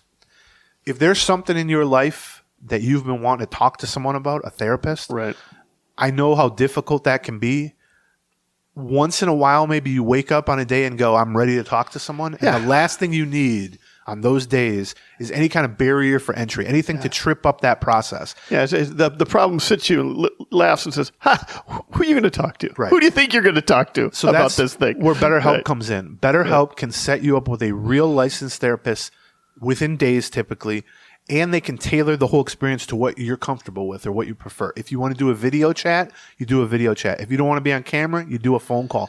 If you're like me and you hate phone calls, you can just do a live chat where you're typing back and forth. Whatever your comfort level is, you can get set up with a real licensed therapist. And if you don't like that therapist, you can try another one through the same process. It can suit your schedule. It's online, it's convenient, it's flexible. If you've got a schedule that is hard to meet, they can meet you there. And all you have to do to do it is just fill out a brief questionnaire, and you're going to get matched with a licensed therapist, or You can switch therapists at any time for no additional charge. If you don't, that's the other thing. Like you could actually, try it out. Yeah, try it out. Seriously. Visit BetterHelp.com/Gleeman today. You get 10% off your first month. If you do that, that's BetterHelp, HELP. BetterHelp.com/ Let the gratitude flow with BetterHelp. Okay. Couple Twins adjacent or Twins related notes around the league that I thought were interesting to bring up here. First of all, Seattle declined Jorge Polanco's $12 million option, so he is now a free agent for the first time at age 31 or 2. Yeah. And not a surprise, really. He had a bad year. He really struggled, and he was hurt. And he underwent surgery in the middle of August. So he knee surgery. May or may not be ready for the start of next season. Had a really rough season offensively and defensively for them. That trade, which was Jorge Polanco to Seattle for 4 players, after 1 year, things could change from the Twins standpoint. That trade is over from the Mariners standpoint, obviously. That trade is just cursed so far. Polanco had a really bad year, hit 190-something for them, and ended the year injured with a knee problem, surgery. Here were the 4 players that the Twins received in return for Polanco. One, Anthony DeSclafani never threw a pitch for them and had season-ending elbow surgery in spring training. The other major leaguer, Justin Topa, got hurt in spring training and went 5.5 months without throwing a pitch and then pitched like 3 times for them in September after the season was already done, basically. Darren Bowen, who is the lesser of the 2 prospects the Twins got from, had like a 6-something ERA and arm problems at single A. And then I would argue the centerpiece of the trade, or the number one guy on the call most sheet, valuable guy they got back in return, really, was a 20-year-old single A corner outfield prospect named Gabriel Gonzalez. And he had a very, let's be charitable and say, mediocre year at high A at 20. So, sure, that's the caveat. Just holding your own there is not necessarily bad. But hit just okay, and he's a poor corner outfielder who's going to need to hit. And also was limited to like 60 games with injuries. Right. That's 5 guys, 4 of which were either really bad or hurt or both. And then the one who still maybe could swing the trade one way or the other is a 20-year-old at high A who was injured for most of the season. I feel bad for Polanco, but we're not totally rating out Gabby Gonzalez, just so we're clear. Yes, and Justin Topa is also still potentially under team control. That's right. Although he's a non-tender candidate as well. Going to make 1.5 or something like that million. We'll have to see if they think they trust healthy, his knee, right? and that's right. If he's healthy, he can help, obviously. Right. But so that's that trade. I saw you tweeting something about a reunion with Polanco. I put a tweet out there. What do you think? But to do what? Well, here was the idea: was that he ends up the money will be right. Sure. Well, it comes into what I talked about. See, the money was right. That was one of it. Right. But that's because the other one was bad. If he's a bat, right? He is a bat. But are you going to play him at first base? The thought process was to have him at first base and then as insurance at second base if you don't trust Lee or Julian or whatever at that point. He kind of covers multiple positions. I don't know. I think that's first of all, I don't know that I even want to play him at second base coming off the knee surgery, but we'll see. I mean, he was real bad this year, but he was also, he had put 115, 120 OPS plus the last 2 years before that. But I'm more scared of the lengthy history of leg problems at age 32. Yeah, but that's another good reason, maybe first base. You don't have to worry about him playing in second base. You got to hit quite a bit to play first base. Also, he's about 5'9". Weighs about $110. He'll be good enough defensively. Doesn't look like an idea. I don't know about that. I think you're not going to want to play him at shortstop. You're not going to want to play him at third base. No, you're not. No, absolutely not. What does he do that like Julian doesn't do as a positional? Well, I don't know that like we talked a little bit. This I think. Well, let's see when we. I just don't think they want to start Julian in the majors right now. Right. I mean, I don't think Polanco is a long-term fixture, but if you're taking a look at a fill-in type guy, and here was the other point that I put on that video, which is they clearly are shaken up by how this team finished, and they want to do something to sort of address the locker room aspect of that. Do you think removing Jorge Polanco, who barely talks? Well, no, but Jorge Polanco was a team leader and a generous player and a good example for a lot of people there. I think team leader is a stretch. I think he was exceptionally well liked. Yes. But I would be shocked if Jorge Polanco ever said a word to a group in 10 years. And I'm not putting that against him. I think we don't see as much of that because he was dealing more with Latin players than he was with other folks. But what I heard was when they brought in Santana, part of their theory was we need to replace Polanco's leadership in that locker room. That's what I heard from people in the Twins. I would say there's probably a difference between Twins leadership, well liked and popular, and someone whose locker people are around, and someone who is going to, I don't even want to say make a speech, but like yeah, he's not going to be that the guy emotional part of leadership. Also, it was a new team, but it ain't like Seattle did much this year. And he struggled. Well, right. My worry but with you know Jorge how that Polanco goes. is not that he's popular. I'm sure he's a great dude and he's well liked and all that. First of all, I think it's a very flawed premise to just be like they removed Jorge Polanco and it all went to shit. First of all, Jorge Polanco was on a lot of teams that failed too. No, nobody said that. I'm not saying that they removed Jorge But Polanco. here's, and all I went to guess, shit. my point. My point is that he is somebody that they trust in that locker room. Right. To If be that's the main pitch for bringing a player in, that player's probably cooked. If the top line, yeah, but that isn't the main pitch. That's what's the main that's pitch? a factor, right? The factor is he fits he checks a bunch of boxes. He used to check a lot of those boxes. He can hit. He hit 199 this year. Well, he hit 199 this year with a knee issue. That's not a mark in his favor. Right? He's going to be out till February with a knee problem. Well, he's going to get the surgery fixed, right? He's got to put up a 120 OPS the 2 years he was healthy-ish before that, and you're putting him at first base and hope that he gets healthier-ish. I think in general, it's a weird reaction that Twins fans have. Oh, you know that. I'm with you on that. To look at a guy they liked before who is injured and broken down and not good and go, bring him back. And it's like, why? Yeah, that's nothing against Jorge Polanco. But if he's first of all, he's 32. He's 30. No, he's not. He's older than 30. He has to be older than 30. He's older than Kepler, and Kepler's 31. All right, let's check on it. He's at least 31. Or his seasonal age next year will be, I believe, 31 or 32. But either way, we've seen what his legs have looked like. And yes, I think in general, no one was a bigger touter. He'll be 32. He's 31. Yes. Next year is his age 32 season. On July 5th, right. Yeah. That was my point. But no one during Jorge Polanco's Twins career was a bigger pusher of the narrative that he was underrated. I think he's a no-brainer Twins Hall of Famer for me. Yep. I think he was weirdly overshadowed by some of the star players like Buxton and Correa, but also weirdly by like Kepler at times when he was, I think, a better player than Kepler most times. However, if he had no history with the Minnesota Twins and he was just the Mariners' second baseman who hit 199, had knee surgery, got his $12 million option declined, has a history of ankle and knee problems, and is now available on the open market, no one at any point would be like, bring this guy in. Yeah. Now, on a minor league deal or something like that, absolutely. But let's hope it doesn't. I don't think it'll become a minor league deal. But that's what I'm saying. I don't want to give him $5 million. We just talked earlier. I mean, you're shopping in the $4 or $5 million aisle. Yes, right now. I'm saying even in that aisle. I mean, that's where they found Carlos Santana last year. They did find Carlos Santana. I don't know they're going to find him there this year. Jorge Polanco, to me, would be too much of a like nostalgia, or as you talked about, clubhouse aspect play, which is sort of murky to begin with, than here's the role he'd fill, and we think he'd be good at that role. I'm willing to say, okay, he just had a bad year, but when you're 32 and your bad years get traced to what is now like 5 years of leg problems and ankle surgeries and knee surgeries, I don't know. I love Jorge Polanco. Prime Jorge Polanco was one of the more underrated all-around players I've seen.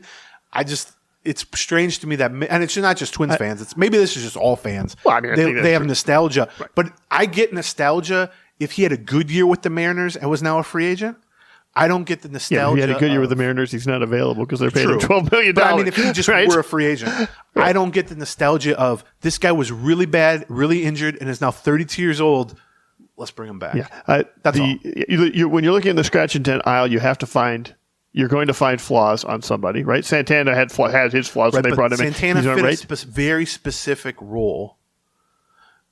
that I don't think Polanco fits. I mean, at the time, we weren't even sure Santana fit that role. Like we thought he was just going to be playing. He was just first base in the majors left-handers for 17 seasons, and was much more productive last year than Polanco was this year.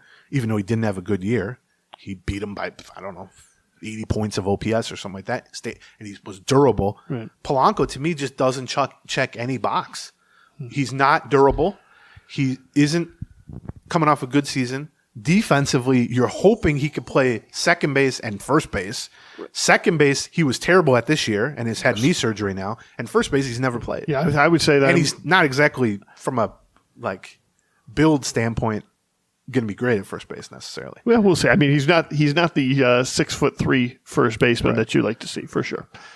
But he does. I mean, it feels to me like he would be a good fielding option at first base. He was a decent fielding option at second base for most of his career. I think there's reason to believe he'd be a solid fielding option at first base. But are you playing him over Miranda? And I just think you're overemphasizing the bad year he had without remembering the decent years he had just 2 years before that.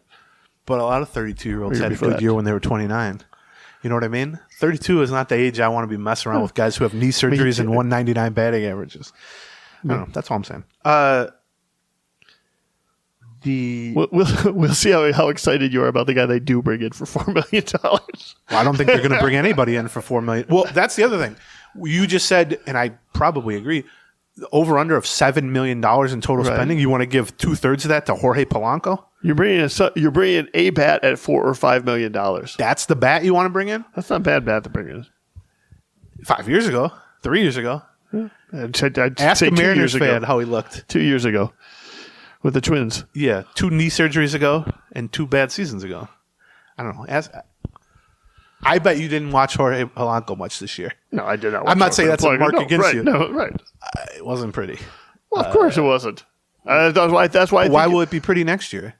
Because he's having knee surgery. You think that's a good thing for a 32-year-old to have knee surgery? I think it's better than playing not through knee surgery. Okay, that's a strange. That's like saying the guy stunk, but he had elbow surgery. Well, that's not a mark in his favor. He's 32. He's coming back from knee surgery now. He's not even going to be ready till February. I think at some point Polanco's going to have to be trying to decide whether or not he wants to move to a less demanding position than middle infield anyway, because given all the injuries that he suffered in the field. Okay.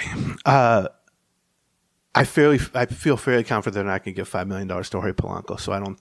This was probably a wasted breath. But also around the league. I did too. I said it was a long shot. It's always a long shot. You pick a free agent that is going to be coming back. My point is, he's screwed in that you don't own a team. If you owned a team, would you have Joey? You'd bring back Margot probably. Would you have Joey Gallo back in the mix? Yeah, absolutely. Jorge Polanco. Who else? Brian Dozier. I'd put you as my GM too. Well, we wouldn't be signing these guys. You can't. You'd have to fire me. I'd resign. Royals re-signed Michael Wacha. To who was going to be a free agent, to a 3-year, $51 million contract.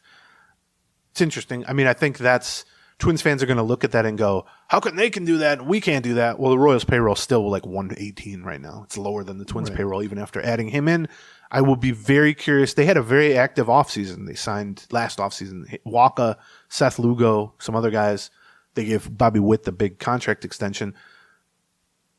It's one thing to look at an offseason worth of spending and go, man, that sucks that the Twins couldn't spend like that. But the Twins' payroll was $40 million more than them last year, $25 million more than them. So there was some spending at some point that the Twins spent a lot more than them, and it's still true. What I'm curious is they're now like in the mid-teens, or maybe 120 for payroll, the Royals, after bringing back Wacha.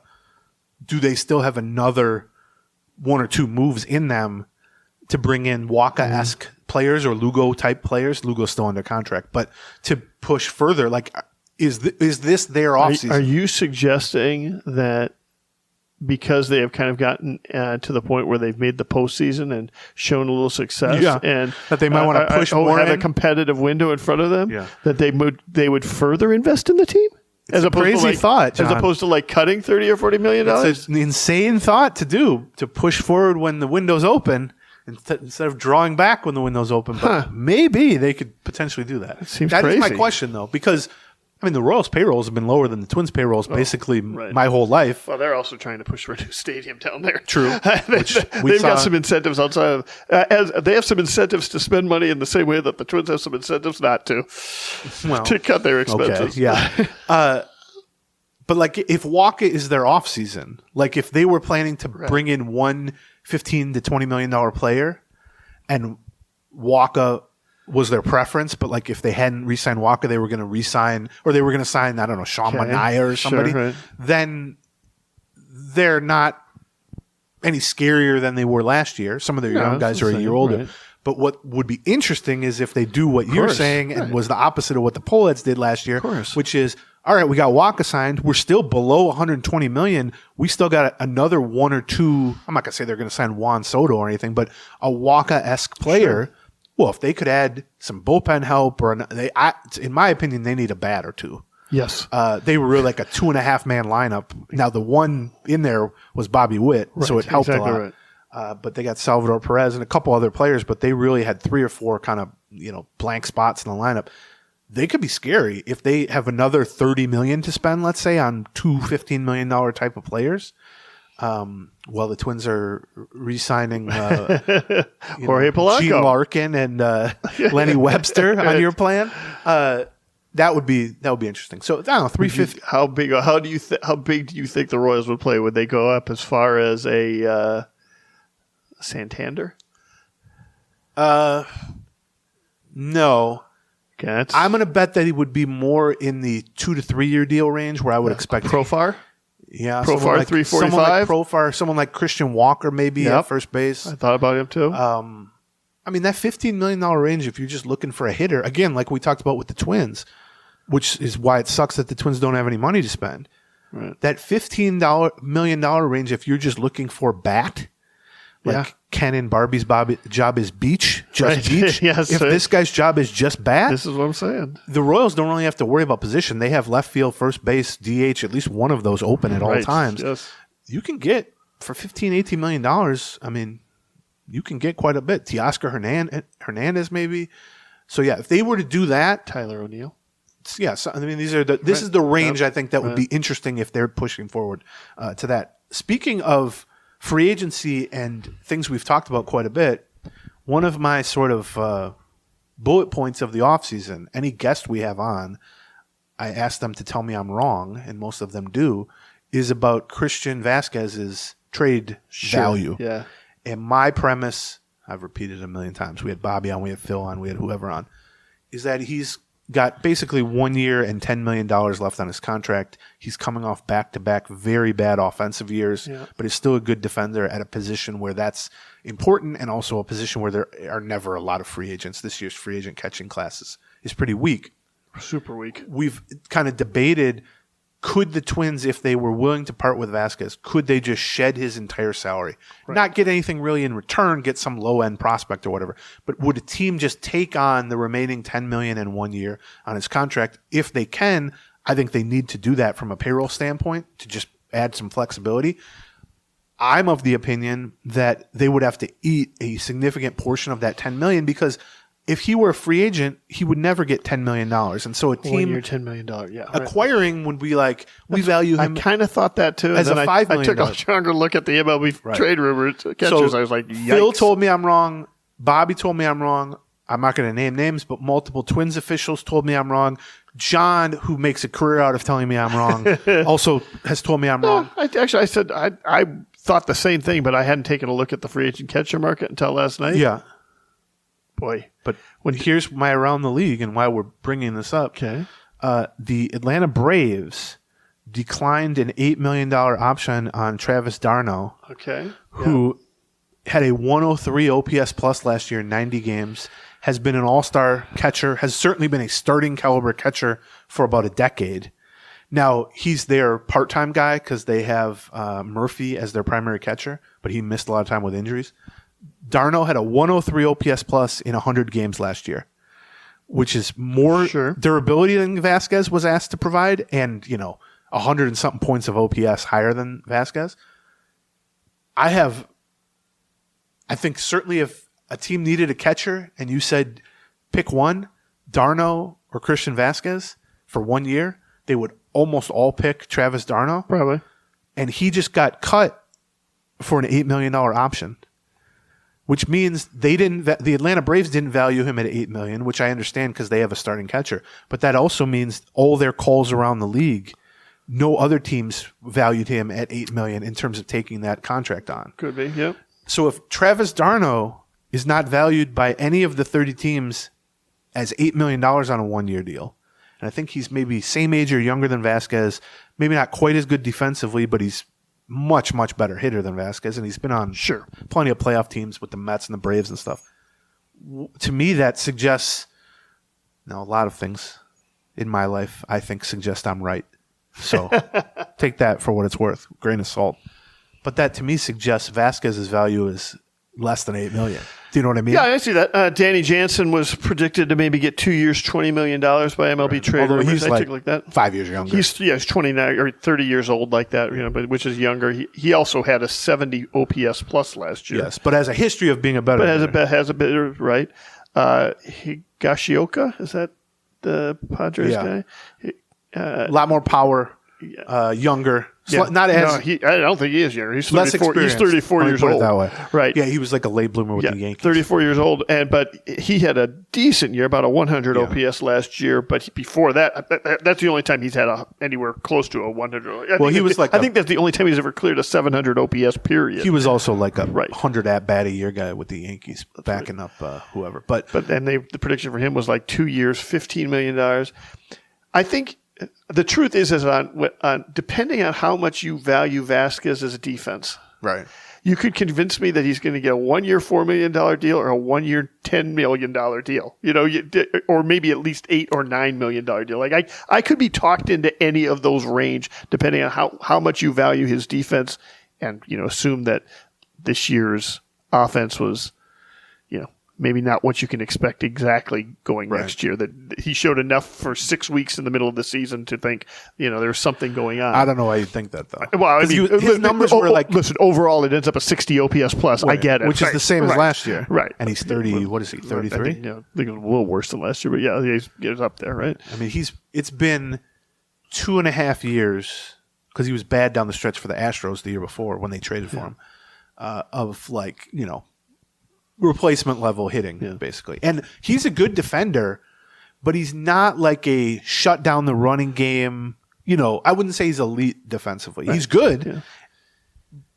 But I don't know. I'll be curious to see. And let's not forget, last year it was reported they aggressively shopped Vasquez last offseason. Well, but they were 2 years and $20 million left. Well, that's right. And he was coming off a pretty terrible year. And it was worse defensively last year, too. Yeah, but what's changed about that? Now he's half as much money. Well, my point is they still want to get rid of the money. But it's a lot easier. And now somebody else only has to take on half as much money and half as much of a commitment. I'm just saying, while it would make my point, I'm saying not being able to find a taker from last year is not as relevant to this year because 220 is a lot different. Oh, no, I agree. Yes. 110 is like an NBA style expiring contract potentially, but where you could take back some money or something. I'm saying from the Twins standpoint, they're every bit as willing. If they were already willing to, I don't know that they aggressively shopped him last year. I certainly think they would have traded him if they could have. It was just a reported those were the words that were used. I don't know. Yeah, reported by whom? I don't remember. That does a lot of heavy lifting. I'll take a look. It was reported. I've heard. We're both guilty of that. Do MLB Trade Rumors such aggressively shop as Vasquez? Someone who can tweet something and get it up on MLB Trade Rumors? Agreed. I have less. I'm with you. Stock in that as a thing. Nothing against MLB Trade Rumors. No, they do a good job. Oh, fantastic. And they're unlike most aggregation outfits. They're very good at giving credit to people and quoting correctly and linking to the articles and all that stuff, which to me is essential if you want to be a respected aggregator. But I mean, if we wanted to really be funny right now, I could tweet something and it could become a report on MLB Trade Rumors right now. Sure. Twins are shopping. Who do we want to shop, John? Who do we want to? Let's aggressively shop Chris Paddock. Okay. Twins are they have taken my report on that. I said MLB Trade Rumors like a month ago when I said Vasquez and Paddock. Anyway, I like setting up going into the offseason a topic where I'm either going to be very right or very wrong. No in between, which is Vasquez. We're going to see how that plays out. Now, they might not trade him, so we won't know.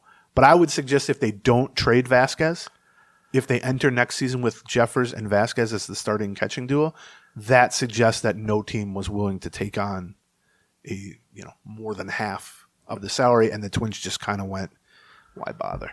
Like, well, if all we're clearing is $3 million. Especially when you've got a very young, potentially very young pitching staff that you could be molding. I mean, that's one of the listen, Vasquez didn't have a great year, and he wasn't necessarily an asset to this team for a good chunk of the year. But it was nice having him around when you're trying to bring Festa and Matthews and potentially. Although I will say, catcher is a tricky spot because the bar for offense is very low, but what that creates is similar to like center field or shortstop, where if all you want is defense, you can find high-end defenders at those spots. Right. It's pairing those guys with any level of offense, but Vasquez doesn't do that. So if all you're looking for is a good defensive catcher, now you're not going to get a guy who has a decade of experience and 2 World Series titles and maybe doesn't work with a pitching staff. But if you just want good defensive skills and you don't care about hitting, that's relatively easy to find. It's certainly easy to find for less than $10 million. But okay, so this brings us to where we're going to end here, which is the clip with Bobby Nightingale. And one of the things we discussed with Bobby was, what if we're thinking about the wrong catcher being trade bait on the Twins? And so this clip you're going to hear to end the show is from a relatively recent Patreon episode, Patreon, patreon.com/Gleeman, exclusively commercial free for Patreon subscribers. And we had Bobby Nightingale of the Minnesota Star Tribune as a guest, and we kind of led him down the speculation alleyway. That's right.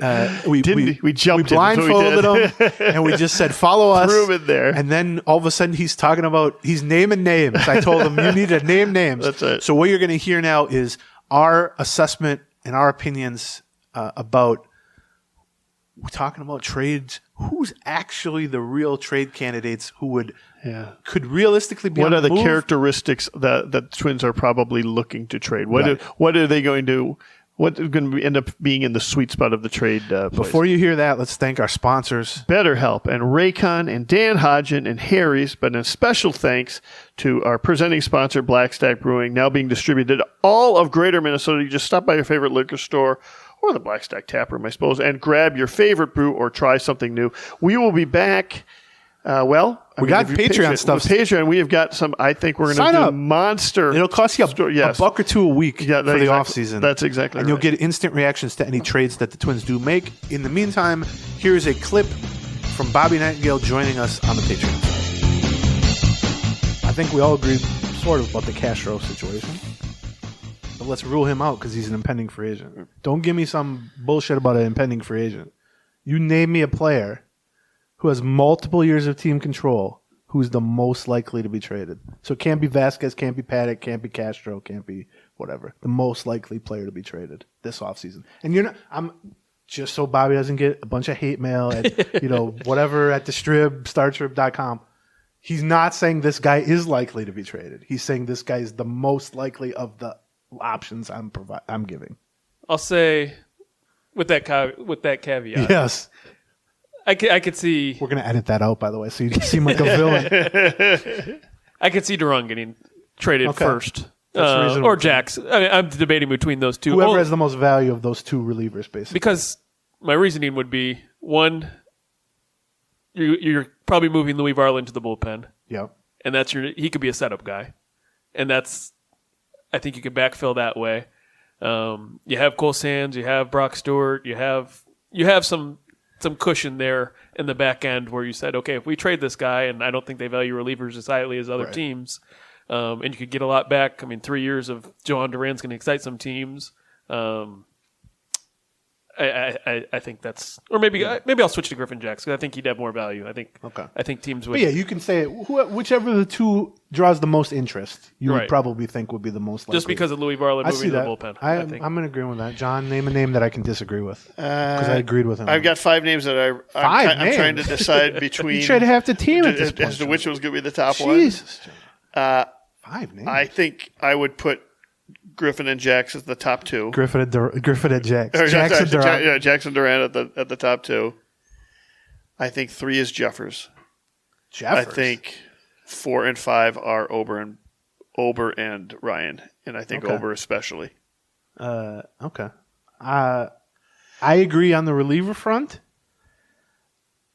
So I guess I would say, well, I'll say Duran if he says Jax, so I can be right. He can be wrong, or vice versa, because it's no fun to just predict the same thing. I do agree that Ober and Ryan are the most ideal blend of what I was talking about. Most value, and I'm not saying easiest to fill, but theoretically could be filled in for, backfilled, like you said. But also that to me seems like a much bigger decision. And maybe I'm just... Well, I look at it as, okay, if you're going to if you make the playoffs, those 2 are starting playoff games for you. Right.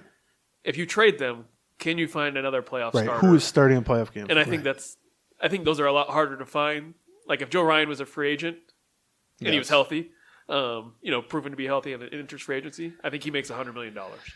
Yeah, and I picked probably true. Whereas Duran might make 50 or 60 million. I think those 2 are more replaceable, for lack of a better word. Which 2? The starters? Yeah, the starters. Not the Griffin and Johan, but I think they are more replaceable than Jeffers in that you've got enough other arms out there that you could.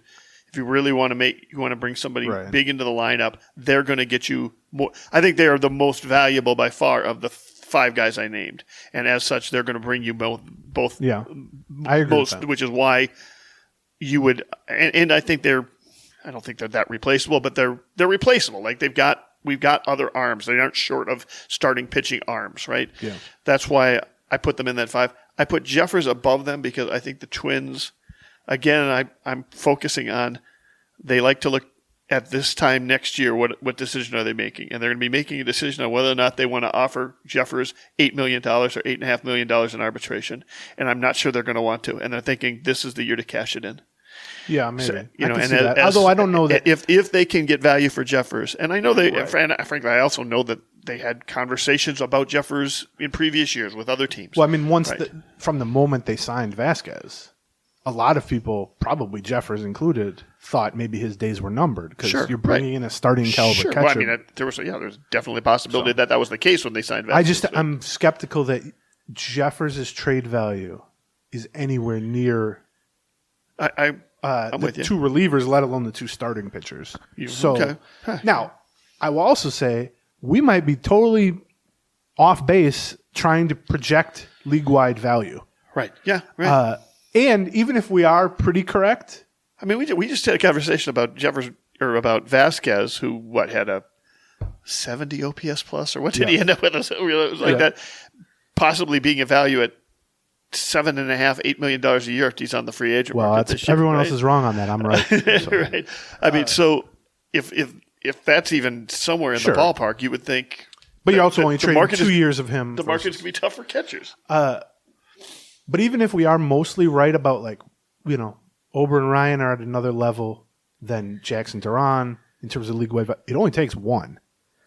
You only need 1 team to really like a guy. Right.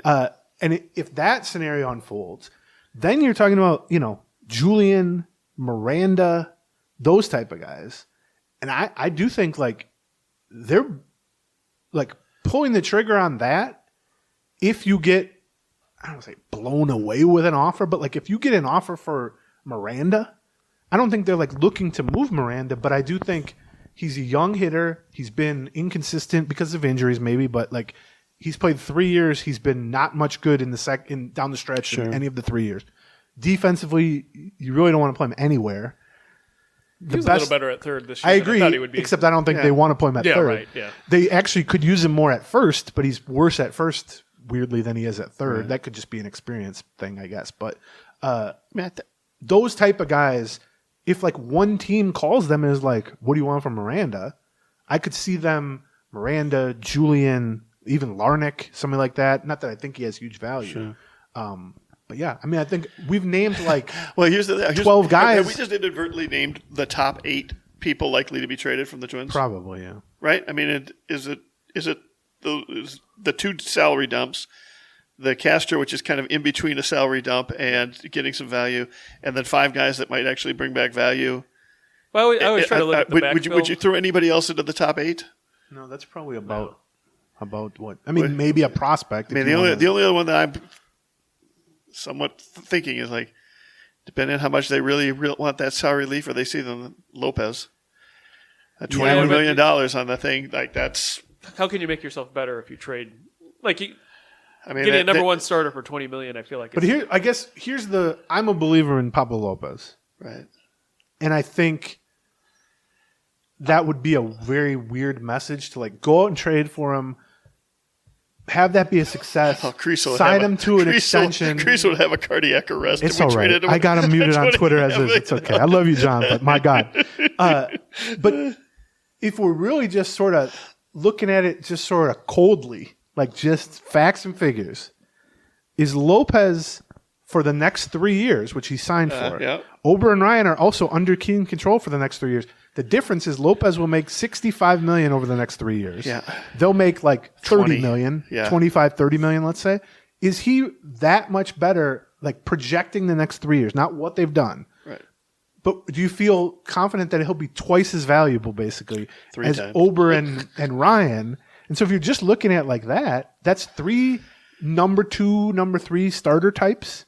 Now, Lopez has shown more ability to be a number 1 starter. I'll give you that for sure. But like he's getting paid more in 1 year than they might get paid in 3 years. So if that's the argument, then maybe it is a Lopez. Right. But again, other teams can make that same mathematical happen in their head. Right. And so you're probably going to get less for him. So I don't know. But yeah, I don't think it's outlandish. Yeah, but there's the supply and demand aspect to this as well. I don't think it's outlandish, but I think it all comes back to you have to win next year.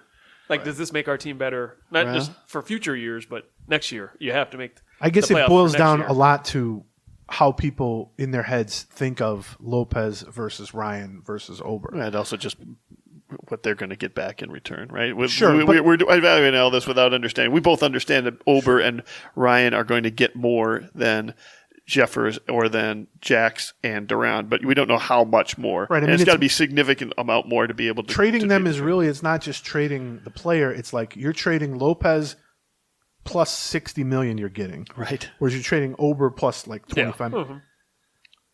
I think people probably rightly perceive Lopez as being better in general, just as a baseline, and having more upside than those two. But Ober was better than him and as durable as him this season, or this year, at least equal. And Ryan was more effective and less durable. Right. So I don't know. I mean, I wouldn't say that's crazy. I guess that a lot depends on how much the salary is. Like if you're just going for value, Ober and Lopez are going to bring back more value because of the salary. But if you yourself need the salary relief more, then that's the value you're getting from trading Lopez. All right, let me switch to a topic that maybe isn't quite as speculative to finish here, and we'll let Bobby go now that we've made him make 8,000 predictions about. I have so many emails. Yeah, right now. That's what I like though. How could you? We need to make you hated locally. Take some of the heat off of us. Well, plus I like to send the MP3 of this to the 9 guys that we mentioned, make sure they understand. Here's what he thinks. Johan Duran at hotmail.com. He's ready to. Listen. We kind of send it to their significant others first, and then I send it. There's a couple in there that I would rather send it to the player, if I'm being honest.